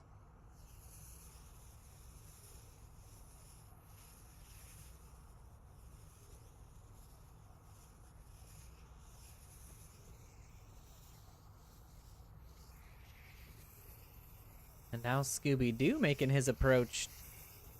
Hits the deck pretty hard after taking a couple of rounds from Southwatch. Gotta be careful. If he stays low enough, he should be fine.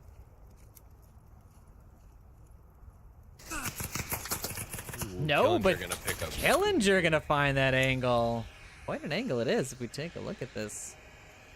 Yeah, I mean, he just barely caught the back side of him there coming up that hill. A very nice little peeking spot. Boss fight now down 3-5.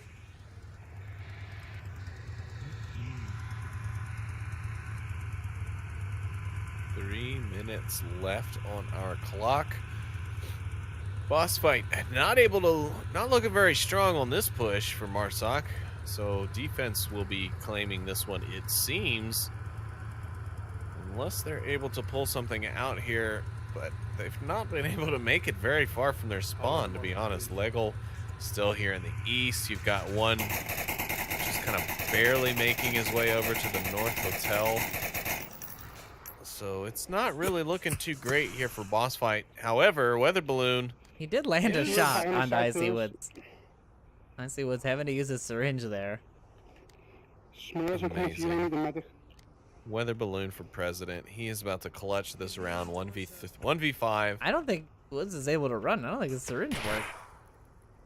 Unless he's just walking for a reason. But now Smoil's looking in that direction. Wow, everybody tuned in to Weather Balloon's shield here in the south. Woods 43 looking for him as well. I mean, this is a great distraction. This should have been... the rest of the offense should have just waited for this push. They've basically distracted 3/5 of the defense. There we go. Now Icy Woods has the syringe and has the capability to sprint. Smoil's looking for Weather Balloon's position. 4 members of the defense shooting at Weather Balloon's field. South Bangalore, maybe. I don't know. Call-outs are coming out, though, in force. South Bangalore, inside. Yeah, Weather Balloon really getting those call-outs. And Dr. Killinger going to find Legel. And now it's just the two of them. Weather Balloon and UC Death. UC Death over in the center of the map. by the sandbags. They've got a minute 20. I don't think anything is going to be happening here. Yep, Icy Woods cleans up UC Death at the sandbags there, and now it's all up to Weather Balloon. 60 seconds left and a whole bunch of defenders to get through. And a whole lot of ground to go through to get there. And there it is. Scavenger finds those magic bullets and kills Weather Balloon to bring beginners to 3-1.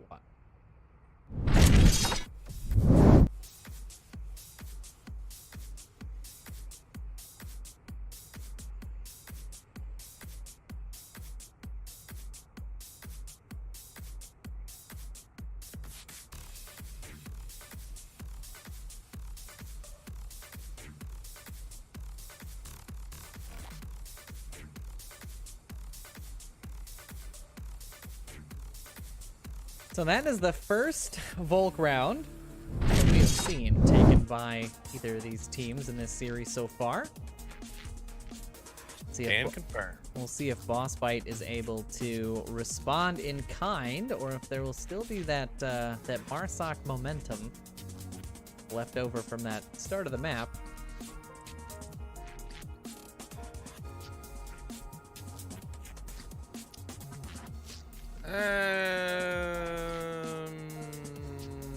On this objective, I think it is pretty defendable. I think Boss Fight has a good strategy for this, but I think they'll need to change up from their usual to shake up the beginners. You know, I think they'll have to find some silver bullet, so to speak. That Beginners are pretty good at this objective. They somehow managed to wiggle a guy into that basement objective. So we'll see, but you're right. Boss Fight do have a chance to stay alive here. Beginners 1 point away from taking map 1 away and us moving on to the next map. Hopefully one that moves at a little bit faster will pace. You know what I mean? But we definitely expected a matchup that that slogged through, and because they're fighting for, oh, of course, you know, they're fighting yeah. for first and second. You can understand the trepidation a little bit, so I'm not surprised to see the teams taking their time in some of these approaches. But I do agree that, you know, it's a long day of Onward for us casters and for the players. Yeah. But we gotta bring it to the folks, man. The folks gotta know what's happening here. Beginners do get that long spawn in the south. Somebody postmate Sleepy a cup of coffee. Yeah, I could definitely go for a snack myself here. Take the lemon squad approach and get a snack. A snack in between. That's what I'll do in between rounds. I'm just gonna go eat. Just gonna slam a cookie, like as fast as I can. Mid-sentence, chewing. Cookie slam. Professional casters here, chewing cookies on cat. If any cookie company wants to sponsor the VRML, though, I will eat the just absolute pants off of your cookies on stream. I will pants off, dance off your cookies right now. Yeah, it is. Sandwiches too. Jersey Mike's, you want to holler at me? It's a done deal. Yeah, just Could use a hot Sammy, like a hot Sando or two. hit us up. Okay, now you're just making me. Now I'm just real hungry. Now I'm thinking about his food. Appies and nappies right now, Millman. That's all I care about. Hundy P, dude. Hundy P. So we are seeing this beginner's offense encircle the defense in the style that we are very much familiar with, right? They've got, if you take a look at the overhead map, they are sort of creating that vice grip. You know what's interesting to me about this offense, and I think that they're a SWAT team, dude. I'm telling you right now. They just surround you and wait for you to get antsy. What I like about, I mean, I like that offensive approach, and it definitely, you know, evokes confidence in your team. The interesting thing to me is that I've seen this. I mean, this is my I don't know 10th time seeing this approach. You see Death finding Kevin that in that ravine is gonna give Boss Fight a bit of a boon here.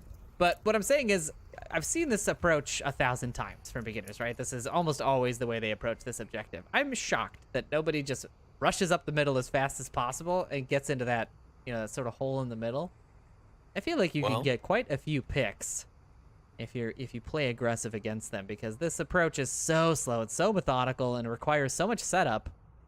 It's a good time to disrupt it with some fast play, but Well, you'll get your chance, Noman. Indeed, Just indeed wait. we will. Yeah. Next weekend, you should have all the opportunity in the world to disrupt their push. Storing that away in the old Mind Palace. Somebody clip this and send it to Noman so he remembers what he said, because he's terrible. He's old. He's got Alzheimer's. I'm ancient at this point. I'm the Ancient. oldest caster. That's the saddest thing that I've ever had to say out loud to Well, to be anybody. fair, the guy we thought was the oldest based on the sound of his voice was actually the youngest out of all of us. So my whole world's turned upside down. It's true. Topsy-turvy. I cannot go anywhere. But yeah, we are definitely the I'll old go and guys look. here on the channel. We're the get off my lawn guys, if you will. I don't have enough smokes to cover anything. Spoils choosing to rotate out, frustrated with his offensive approach options there, given his team. Yeah, it The really call wasn't on a- looking good on the south. Yeah, he said he doesn't have enough smokes to cover anything. And when Scooby's No, gonna Oculus was fighting find me there. a very nice headshot onto Woods 43 in the North Hotel, and now the beginner's offense not looking so hot. As Boss Fight are now up 2 members, but they are still a threat. Killinger and IC Woods here. The West Red truck is nothing to sneeze at. Definitely. Still fucking sucks and still fucking winning. A little bit of discord happening between the members of the beginners. A little. You never want that. What's the score? Oh, discord means that they're not working together. They're struggling to work together. That's what discord means. Which is why it's so funny that there's an app for talking that's called Discord. And so many people use it to work together because it's like the antithesis of it. That's right. The anti-definition of itself. Correct. But yeah, I'm hearing some call-outs there from the Killinger side. A little bit, Things were a bit heated. In yeah, a that little exchange. aggressive in the exchanges, but we'll see if they're able to. I'll never count Killinger out when it comes down. When chips are down, maps are on the line. Yeah, they've done it before. We'll try to smoke right on this. They've been able to take down a team like Globochem on a world stage, on a live stage even. So they definitely have the experience of being to pull out some crazy stuff. Smoil's going to be in a good position to keep Legel back off that window. So the right smokes from him and from his teammates could get them into capping position. These are not the right smokes. I will tell you They that are right not. now. Lego's got free reign. Weather Balloon can still see the outside. The frag Ooh, that comes out a frag. little too long on Killinger. Now Killinger's Killinger's walking. looking for Lego. And there it is, Killinger going down. IC Woods getting that refrag, Uh-oh. though. The callouts are going to come in. The tablet's out. He's learning that code, but Scooby-Doo's rushed the objective, and now so is Weather Balloon. Weather Balloon's going to go in. They run right by each other. They're They're inside of literally each other. standing. Oh, my goodness. unfortunate as Smoils gets picked up Fucking kill. just before Boss Fight take their round and stay alive here. But now Beginner's going to go into the defense, and this could secure map point here. 3-2 on Downfall. Yeah, they have still got a ways to go. Beginners definitely strong on the defense of this objective. Boss Fight struggling a little bit on their last offensive round. So we will see if they're able to put something together here and maybe capitalize on some of that discord we were talking about. A little bit of the man, I can't think of the other word. There's another word for it. But help me out, chat.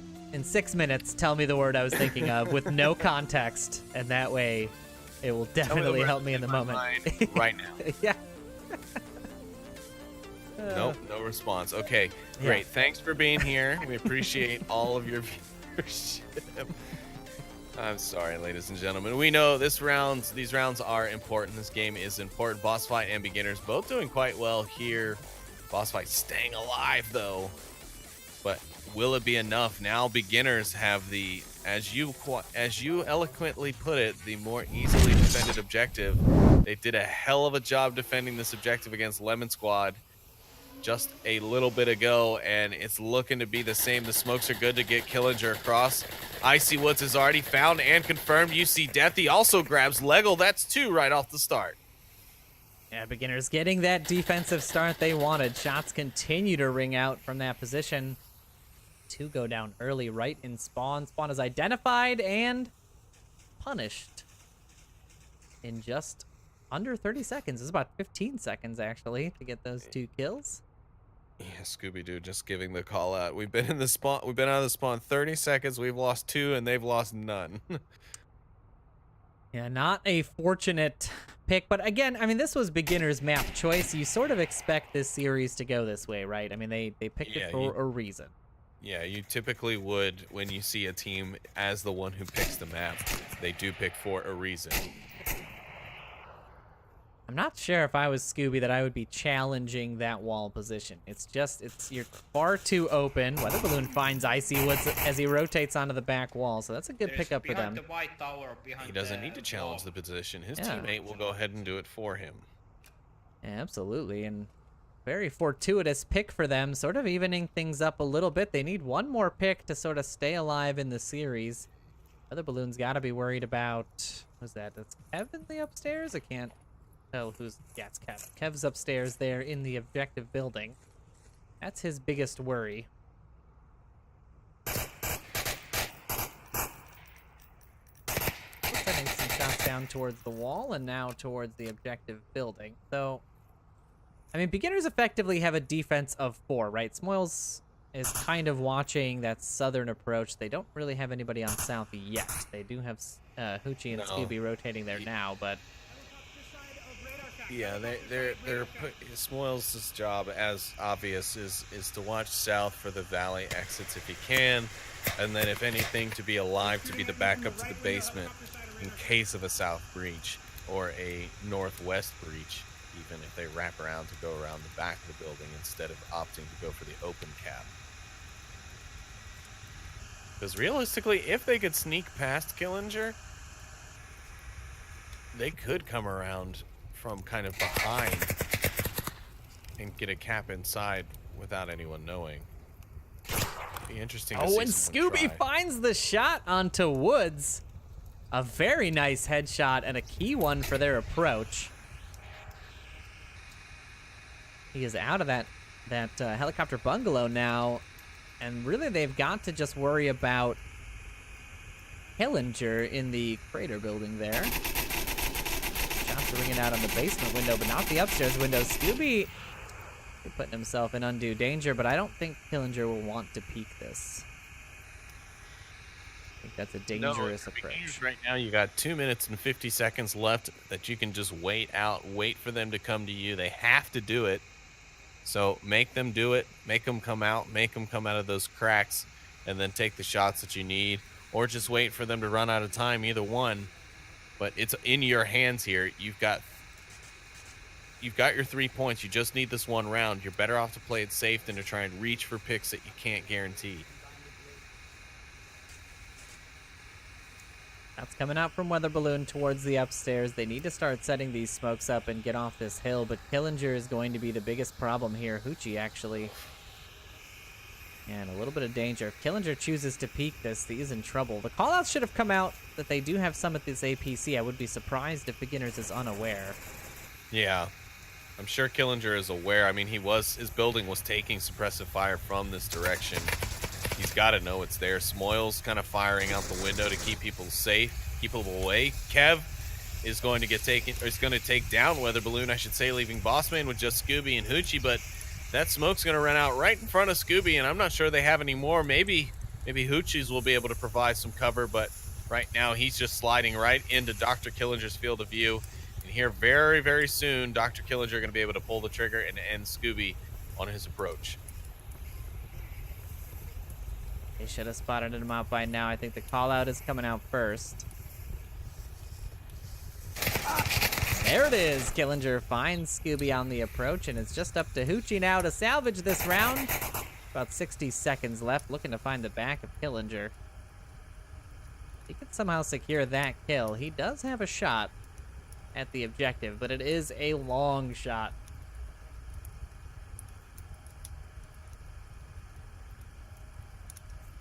Yeah, Killinger just was able to lean bit differently left, he'd have a better angle on Hoochie, but Hoochie's now broken cover. He's out in the open. Dr. Killinger hasn't seen it just yet, but he's vigorously checking both sides. There's 42 seconds left. Hoochie will be in his field of view at any time, but if he times this right, if Hoochie sprints in, he could possibly get hidden inside that room. But no, here comes the frag from Hoochie, or from Killinger. He definitely saw that. Hoochie's gonna go for the cap. He's got 20 seconds left. Smoils goes in for the kill. Killinger comes out, finds Hoochie, and Beginners grab map number 1, 4-2. There it is. They're able to salvage that series quite nicely. We'll be heading into our second map. We'll help decide the series one way or the other. Killinger and Woods there, 8 kills apiece. Yeah, insane. Beginners playing a heck of a round there. Boss Fight doing well too, though. They were able to convert a few Marsoc rounds, or at least one, and then a defensive round, which was the first defensive round that we had seen in the map at that point. So, you know, Boss Fight, definitely nothing to scoff at off that first map, but I am interested to see now that we're going to their pick, what will they be able to do or accomplish against the Beginners, who have essentially now solidified and sealed their way into first place for the Group B side. It's interesting. I think the map choice is going to be interesting as well. We're still waiting on that. Bans, just as a reminder to the folks at home, were Cargo and Suburbia. Cargo being the Boss Fight ban and Suburbia being the Beginners ban.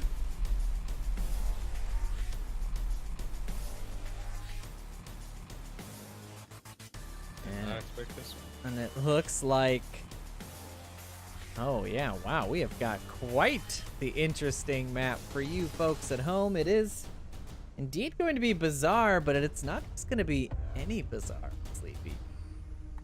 No, in fact, it's going to be Bazaar after the sun sets. It's Bazaar night. It is Bazaar night, so we will be seeing some interesting loadouts. Definitely some flashlight utilization, definitely seeing that night vision come out. I wouldn't be surprised to see a shield or two as well from the boss fight Flare side at the very least. guns. Flare guns will be, I'd be very interested to see how those are utilized. But definitely that sort of shake-up map pick. Not a common one, but definitely, it's actually, I think, my first Bazaar of the day. It's not mine. We had Bazaar in the G-Men beginners game. We'll see. Beginners definitely looked pretty good on Bazaar there, although G-Men put up quite a fight. Yeah, they came back from a pretty hard deficit, the G-Men, in that round. So I would definitely not put it past Boss Fight to be able to bring a pretty solid game against beginners here. They did pick it. It is a night variant, so a little bit off kilter from what someone may be used to.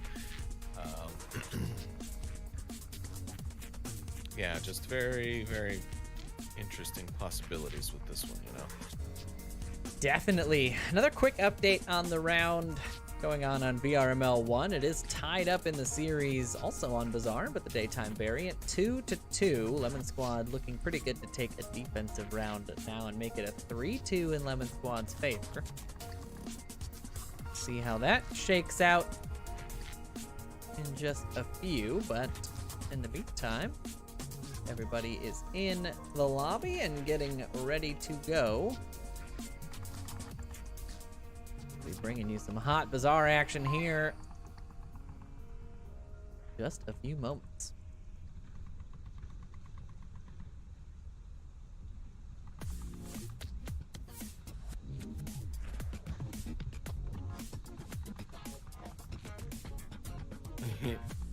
Yeah, I'm so ready for this to be over. I'm so fucking hungry. I just...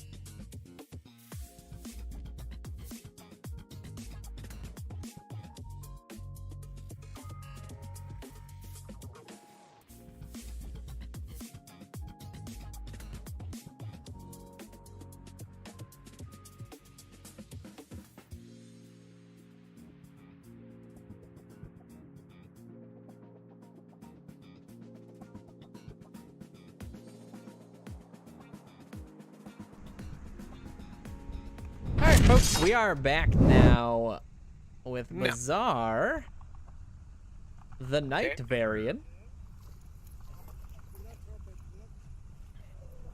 That's right, and obviously boss fight choosing this one for a reason. I'm sure we're going to see some interesting shield play, some interesting night vision work.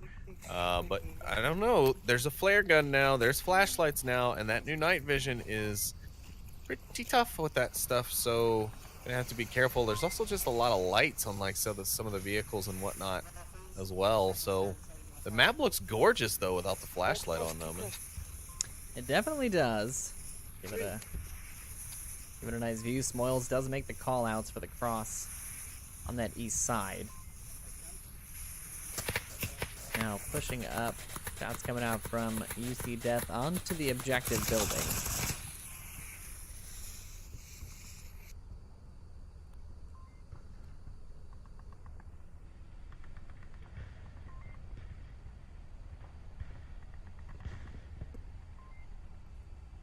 See what this approach looks like. They do continue their rotation east. Weather Balloon posting up here, just looking for any intel he can feed back.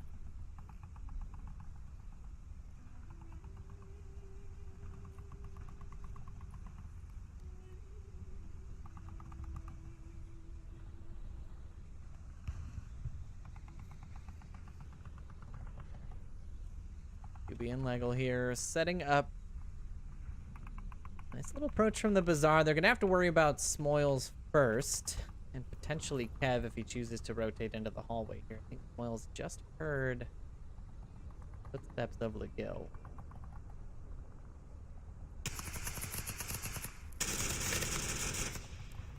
Shots ringing out into the Bazaar. I don't think they would have spotted anybody. Get the 5. Yeah, I'm not sure. I think it could be precautionary fire. Smoils still sitting cozy behind this road barrier, though he should be seeing some action soon, whether it be from Leggle or Weather Balloon and UC Death coming down the street. He's able to take this point mostly because it's so dark, and his uniform already being black in color, it helps him out, but it seems like maybe the shots are coming in towards Smoils now, or it could be going in towards the objective building. I'm not sure from my angle. I do believe Weather Balloon has spotted out Killinger, so I think those shots are heading, yeah, they are heading towards Killinger's side.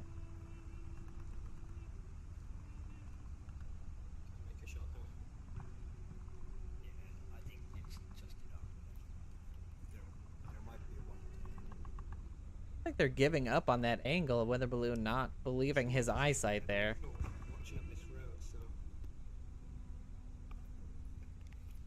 Smile's position is so dangerous here. Good payoff here as he takes some shots onto Weather Balloon. Yes, does land one. The smoke's now coming from Smoils to try to cover himself, but they end up punishing more than helping. They're able to clean him up when he starts to rotate back.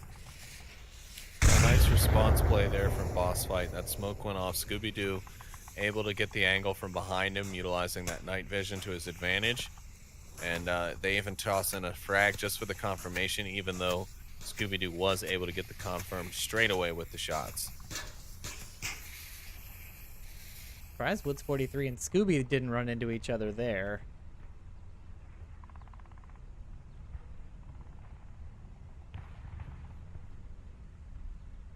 Hitter's now a man down. Still looking pretty tight on this defense. There's that one lone member in the far south that could do some damage if he manages to get that pick on the back side.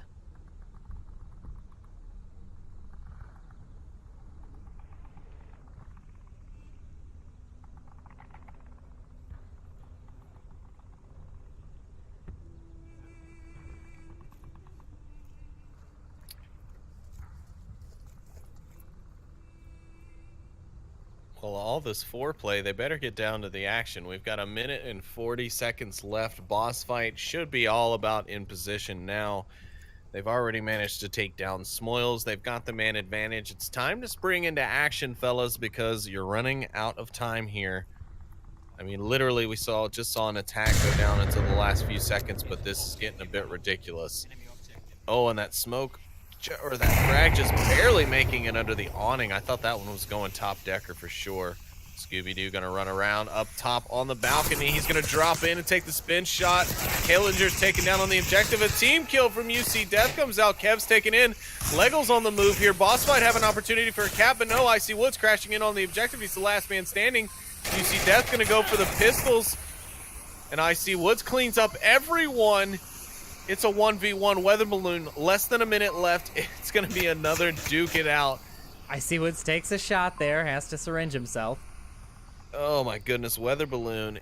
This is the second time it's come down to a last second 1v1 with the shield and a defender from the beginners in this matchup. Last it was Smoils with his LMG. How will Icy Woods deal with it since he does not have a box of bullets hanging off the side of his gun? Icy Woods does hear the shield movement. Weather balloon has a key rotation there. He's in the window. Looking for the shots onto Woods. He's not going to find him. It's 15 seconds left. He's got to be inside. Icy Woods watching the back. Weather balloon does find the shots onto Woods. And Boss Fight will take that first offensive round. He took the time to run over there and knife him afterwards. Whatever gets you go. You know, whatever gets your motor running. Get your motor running. Get on the highway. Very nice. Very classy.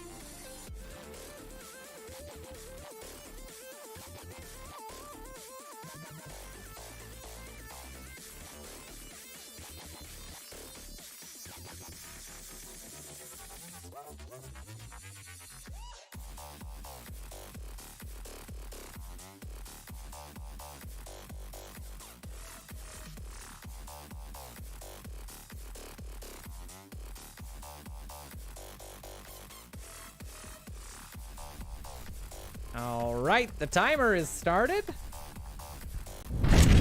The gameplay is kicking off. We have traded sides. It looks like mirrored spawns for both teams.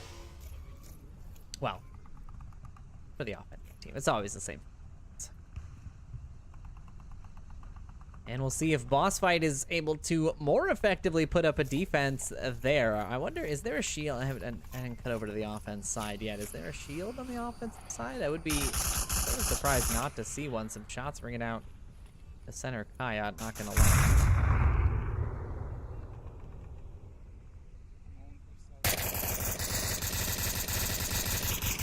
Beginner's already putting some pressure on the objective room. I heard Weather Balloon actually taking a bit of a hit there already. Beginner's maybe not wasting any time here. Boss Fight able to barely secure that round. They need to be able to secure theirs now because otherwise Boss Fight can sit on this Volk advantage to try and take map 2 from them. It's definitely a risk they do not want to take. Shots are ringing out towards a lot of the positions of Boss Fight, but they are smartly staying tucked in, waiting for them to peek. Well, here, looking for Scooby. I don't think he has the angle. No, he does not have on Scooby's position. Scooby should be safe to try to combat the approach from Kev there in the far northwest. They come through, but there has already been one member making it far south. Scorpio, the only one defending here. He was pushed back early by shots from Killinger, and now he's kind of recessed. I'm not entirely sure what he's watching from this angle. He's just watching this.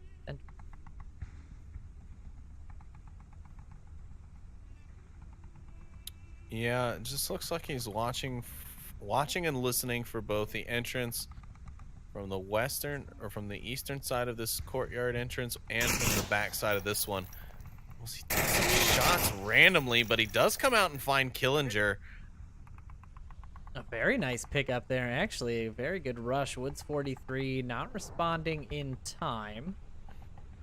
Yeah, he'd be too much rushed in to be really responding to it effectively. The way Scorpio was moving, it would have just turned into a real crapshoot, and that could be possibly 2 of them lost rather than this, where they could kind of flush him out and try and figure out where he is first before moving in and trying to make the attack.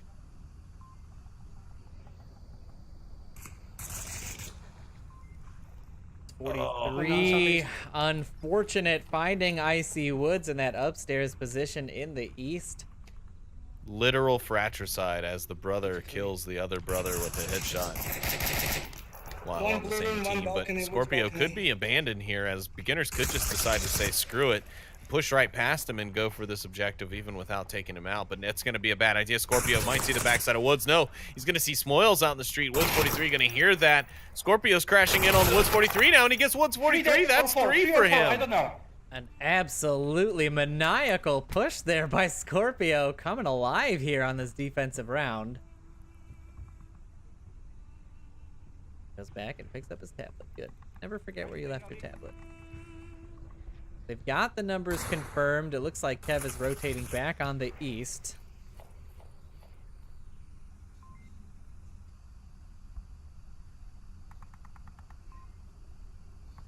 Is the last member remaining, so we'll head over to his view here and track him as he tries to bring beginners back from basically an unwinnable situation. 2.5 minutes left. What can he do to try to get his team a point here?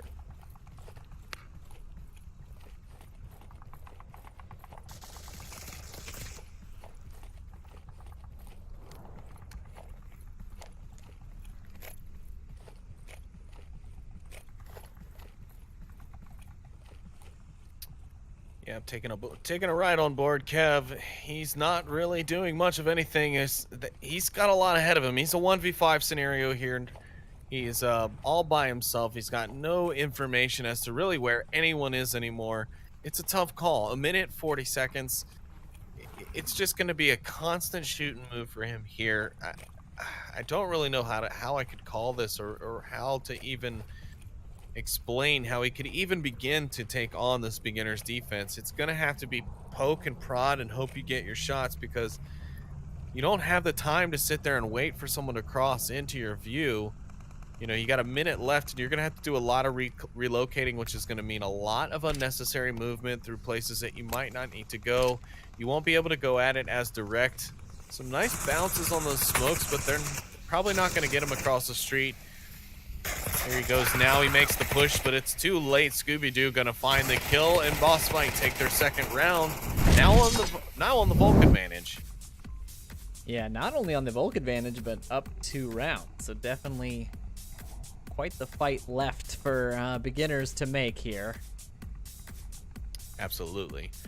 Yeah, they are going to have to work twice as hard now. They're going to really need a cap to come in their favor, but securing the rounds will be their only way forward from here. They'll have to at least secure this Volk round, take the next Marsoc, and then go back to their Volk advantage that they would have assumed being the away team on this map.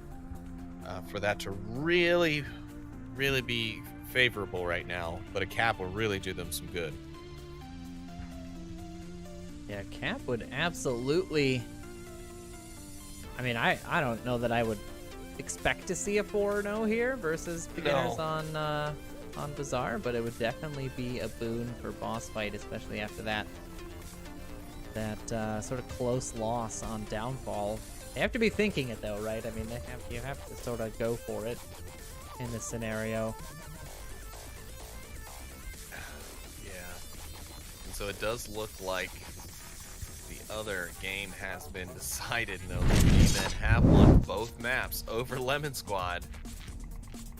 Oh boy, ladies and gentlemen, is what I can say to that. So that means that if Boss Fight does not win this map... Wait, let me see here. Boss Fight has got 3 map wins. G-Man's got 3 map wins. Yeah.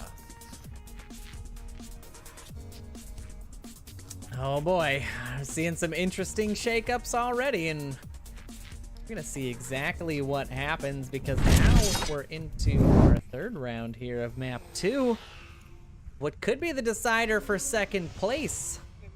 Actually, is the decider for second place. It sounds like. It is going to be the decider for second place. That is correct.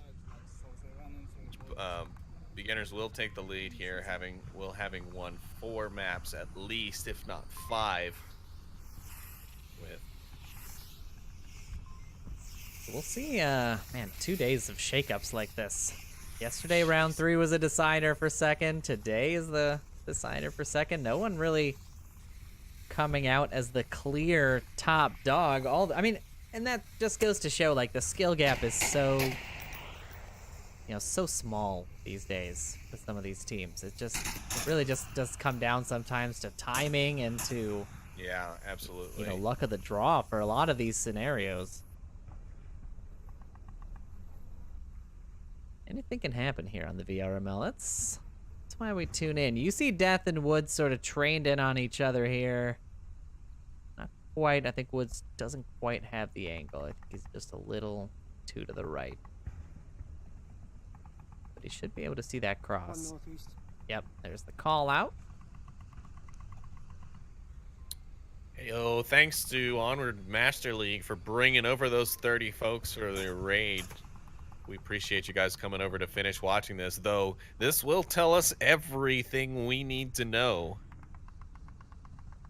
These last couple of rounds here on map 2, round 3, beginner's boss fight, will determine who locks in second place behind beginners in the round robin group B stage. Yeah, Lego's gonna have a hard time coming up through that south side with no support. He needs the rest of his team to push up before he makes any kind of move. And you see Death and Scorpio only taking their time, making their approach here in the north. Lego taking a couple of pot shots there on the defense. Maybe trying to take some eyes away from the north, but so far that is not gonna be what happens. No, we saw this pretty much this exact defense play out from the beginners against G-Men. They have, who is that? Woods 43 backing up Kev on the dumpster corner for a while they watch for the north. If they do see men north, Woods rotates back. He goes upstairs on the balcony to check for the long picks or even in the window. And then, the rest of the defense is planned accordingly to kind of stop the crosses from coming across your various streets. So it's a well-planned out defense, and it seems to be pretty multi-talented as far as catching different crosses and different spawns. But it was beatable, as we did see G-Men, I think, or I'm sorry, I might be getting rounds confused now, but somebody was able to effectively kind of shut it down in a sense, getting the crucial picks needed when needed. Now some returning fire coming back. Killinger prone on the outside of that building. You see Death not quite able to spot him out. If he rounds these cement bags, he could be in trouble. Killinger rotating. Or sorry, that's Wood, not Killinger. My mistake. Woods 43 prone on that corner. But he has rotated out now. Now Scorpio's in a bit of trouble here. He might just Lego really needs his teammates to hurry and catch up. Yeah, I mean, he's basically stuck there until the north side is resolved. And if the north side goes down, he doesn't really have much of a leg to stand on. Ha-ha! Oh, ho, name puns. Woods 43 now picking onto Scorpio's position, but he rotates out just the wrong... Nope, I guess the right time. He does find UC Death there, but Scooby does get the other Woods brother. Keeping things relatively tight here. Scorpio has got to be vigilant on this corner. He just heard those shots. Kev gonna be coming in some action here as Weather Balloon pushes this corner. And there Scorpio it is. finds the Woods 43. Kev gets taken down by Weather Balloon. There's the confirmation. Killinger does pick up Weather Balloon on the refrag. But he's got Scorpio and Scooby-Doo pushing in quick. Scooby-Doo takes down Killinger. Scorpio's going to come in and get the double tap. Now it's a single member of beginners left against 2 members of boss fight. Spoils will catch out Scorpio, and now it's just a 1v2 here. Oh, but Spoils Legill's getting on too objective. aggressive. Legill's on objective. He doesn't have tab out, though. He's got to get tab out. He's checking the corner, but it doesn't matter. Scooby-Doo's going to pick up Spoils, and boss fight will go up 3-0. Bazaar is shaking up quite nicely right now, feeding this hype train. Who is going to be the number 2? Can boss fight carry this momentum into the defense round, take this map away from beginners, and potentially steal it away from G-Men? I don't know, chat. Light things up. Light it up. I want to see those emotes. I want to see those predictions. I want to see everything in there. Give me all of that business. Boss fight now looking to defend this objective. Man, that cap was so close. Cap was so close. It was, if he'd have just ended it. if he just kept his tab out. I think beginners are getting a bit tired, man. I don't know. Is it fatigue? What's going on here? Beginners need to make something happen here. They need to stop boss fight. If boss fight get this one single round, that should close the door. That will seal things. They would take it over G-Men, I do believe. I do declare. It's all napkin math. Well, I'm out of napkins and patience. I want to know the winners and the qualifiers now, Noman. I call you Nowman. Nowman. That's right. I want those answers now, man. Well, I don't have them. That's not me. Well, watch this round and find out and tell me later.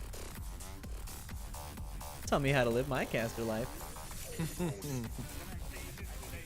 But we are going to watch the next round, but not because Sleepy told me to. Round 4 kicking off. Yeah, defense on the boss fight side. See? Beginners looking to take their first round of map 2 here. Yeah, looking to pop that point cherry on Bazaar here. They do get the slightly faster spawn. Let's ring out from Killinger onto that West Market. And boss beginners playing pretty aggressive, getting as much room as they need to right away. Shots coming out will notify the spawn though, so boss fight can kind of adapt accordingly, but they look pretty set wherever they are right now. It looks like they're not moving a muscle unless they have to. Yeah, staying tucked in here is the right play. Leggles gonna be in trouble. I mean, these are, as a player, usually I will check those boxes as soon as humanly possible because it is a very dangerous position to contend with, and you can lose quite a bit of your offensive teammates to it. But it keeps this prone position. Like, we'll never see him cross, and he could get in pretty close. And there's really no one else defending this little market. That's what's kind of interesting about this defense. They really don't have eyes on the south aside from Leggle. They lose him, and they're going to force some pretty ugly rotations. Yeah, but it'll only matter if they're ready to counter those ugly rotations and just pick them as they come out. Because otherwise, it'll all be for naught. Even if Leggle's taken down, they can push, but there's still some coverage that can be covered without even having to cross the street. The 2 men in that west courtyard could move to the farther western buildings in that area and still cover it. And you also got the one on the dumpster corner looking down south of the street.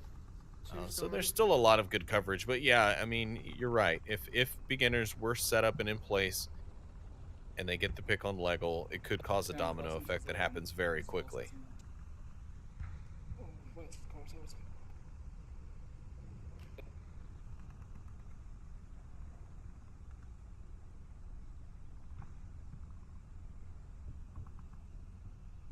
Killinger should be able to get across here, no problem. No defensive members have eyes on this position. Have sort of watching the backside. Weatherpoon and Scorpio giving a lot of play to this courtyard, but as far as I can tell, let me just take a look at this angle here. Yeah, it's an interesting position. I guess you can see that corner. Yeah. You can't really see anybody coming in through this kill room here. No, not until they've made their way out into the street. Yeah, so it's kind of a, I mean, it's dangerous. There's enough smokes that come out onto that street. Kind of an easy walk-in spot. You see Death really the only one. Yeah, he's their only line of defense against that cross. And here come the smokes out. Nope. Frag Frag check first. on, yep. Frag check on Blue Room, a fair point. You see Death takes shots onto Woods 43 and finds him. This is so retarded, holy shit. Yes, man.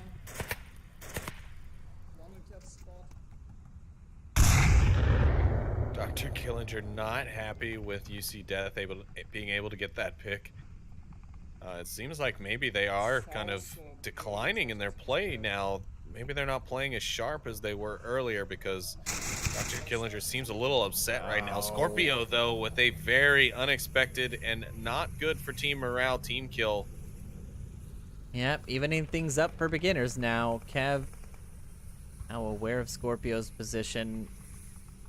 Expecting more of a rush. I mean, I would too. Based on his performance that last defensive round. Killinger now able to make it into kill room.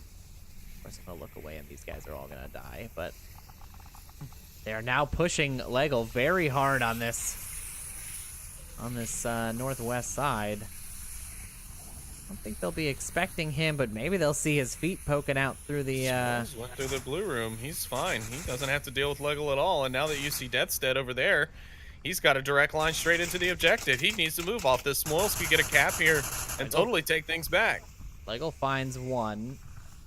Oh, this is foolish. Finds another.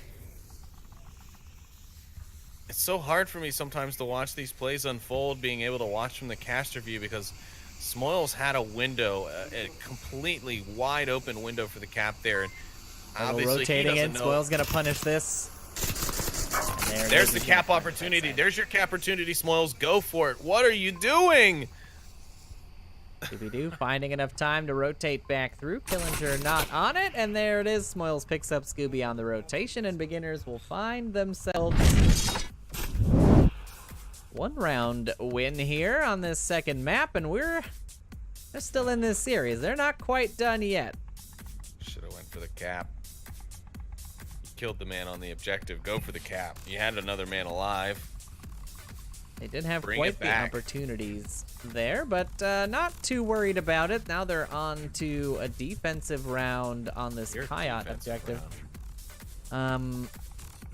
That's not true. Huh? I'll have you know that I'm an offensive round. And to be honest, I'm kind of non-binary like that, but it's not a big deal. And I'm a nuclear submarine, but you don't hear me complaining about it, okay?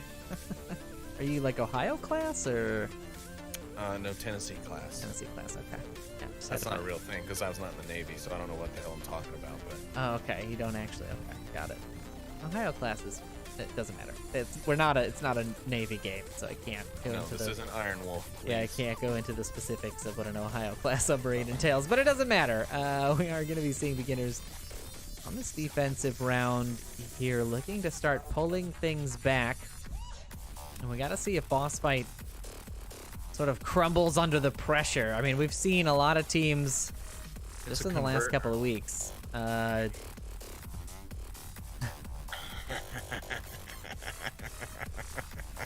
It is too early in the day, and I am too tired for this kind of shenanigans right now, Sleepy. It's too much. All right, the teams are in it. We're into round 5. We're kicking it off. Are they in it to win it?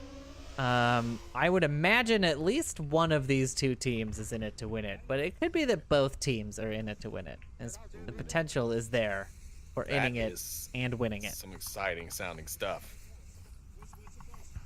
It absolutely is. We're gonna see boss fights approach here. So the east side gonna be the bulk of their push.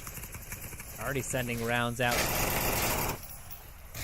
towards Weather Balloon's shield. Smoils finds Scorpio on the inside of Bazaar, but Miguel gets that refrag onto Killinger. Evens things up again. Now Smoil's gonna have to deal with Weather Balloon in this window. And this is definitely Weather Balloon's element here. Now he's able to see that laser sight. Stop challenging Weather Balloon on his terms, beginners. That you're losing every time, and they brought you to a night map for a reason. He's got a laser sight. He can use it without having to look down the sights. He's using night vision. Like, you need to learn to counter it, because he's just he's reducing you to nothing with that pistol and shield.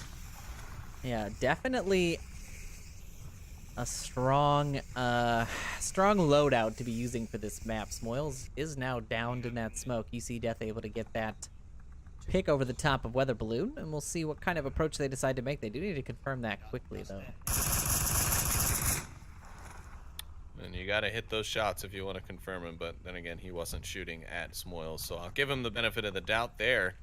Boss fight still up 3-1 here on the map. They're doing fantastically well. As I said, Weather Balloon just been melting beginners down on this night map with that laser sight pistol shield combo. Scooby-Doo will find Icy Woods. That's another member of the beginners down. They've got only 2 members left. There's still 4 minutes and 20 seconds left on the round. They've got plenty of time, and there's the confirmation onto Woods.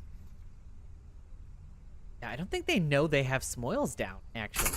I don't think UC Death saw through the smoke. I think he just took pot shots.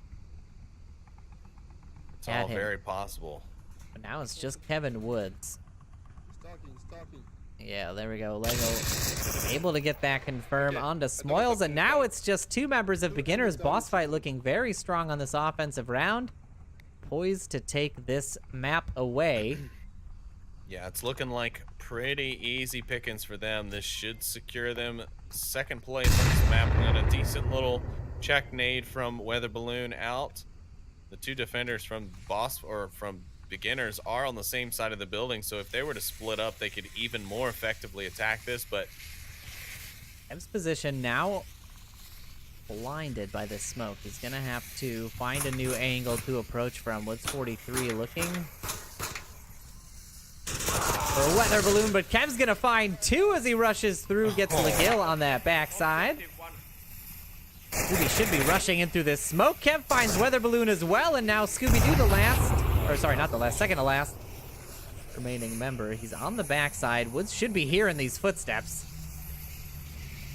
yeah, but he's not going to get antsy. He's not going to rush out. He knows he's got to defend the objective above all else. If they get a cap here, it's also a win. They don't have to kill you. They can cap on you too. But UC Death is going to find Kev as he tries to reach inside to get the confirmation on Legel. He's just not able to do it. Now it's a 3v1, and Woods 43 is all by himself. 2.5 minutes left. This is going to be tough.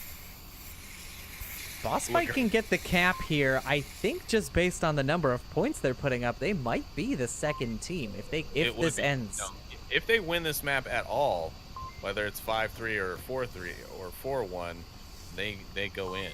If they lose this map, I believe is the only way that there would be any sort of tiebreaker scenario. And right now, that's not looking like it. Woods does get a refrag. Scooby's on the objective. He has got tab out. Woods 43, none the wiser, and it looks like Boss Fight is going to take it 5-1 and secure their spot in those finals. Semifinals. My apologies. But yes, indeed, Boss Fight able to grab themselves 2 points there on a very nice Marsoc push. And that, ladies and gentlemen, is the ball game. The quarterfinals, the round robins are done. So the qualifiers, just as a reminder from yesterday, were Globochem and Blaze. And I think we'll wait on confirmation, but it does look like beginners and boss fight will be the 2 qualifying from round robin stage B, and they will be going on to the semifinals next Saturday, May 18th, to duke it out for that spot in the grand final, decide who takes the VRML Championship Series. I think we'll do a brief. Well, you know what? Actually, I think we're gonna Yeah, we're gonna close the cast out here. It has been a long day for both us and the players, and we were gonna do a recap, but since Nightfire is not around, I think We got the V Respawn show later this That's week. right. Anyways, Tune make sure into you, that. yeah, make sure you tune into that. Make sure you send us your clips. Be sure to check the Discord channels this week. We'll share another link for a drive so we can put those clips in the show. Try and get them in sooner rather than later. The sooner we can get the show written, the sooner it can be edited down and we can get it shot. So, but yeah, thanks of course to everyone for tuning in. Congratulations to, all the qualifying teams, but also just good games to all of our competitors today. You all performed extremely well. I wasn't surprised to see beginners finally locking in that top spot. G-Men did have a great start out, but it looks like maybe they might have faded a bit throughout the day to come back strong again. Either way, we had some great matches on both channels, and we appreciate everyone for coming out. We know North America celebrating Mother's Day today, so it's a little bit tough for some, but we appreciate everyone who did come out and sacrifice their time. We hope that all the mothers out there have a happy Mother's Day. Of course, make sure to follow us on social media at Twitter at Onward Master League, of course on YouTube, all of that stuff. And, I really don't know if there's anything else to say, Noman, other than goodbye. Yep, no, that is it. If you're interested in joining the league, please do check out the links to the Discord and the VRML site. All that stuff is on the site. You can join to be a reservist, start your own team, join a team, or apply to be a caster. We are taking those applications until the end of the VRML postseason, so after the grand final. So make sure to get those in early, and yeah, I think that's going to be Noman with a 4 and Sleepy with 2 3s signing off from the casting desk today. We will see you guys at the semifinals next week, May 18th. Thanks a lot, everybody, for tuning in, and we'll catch you later.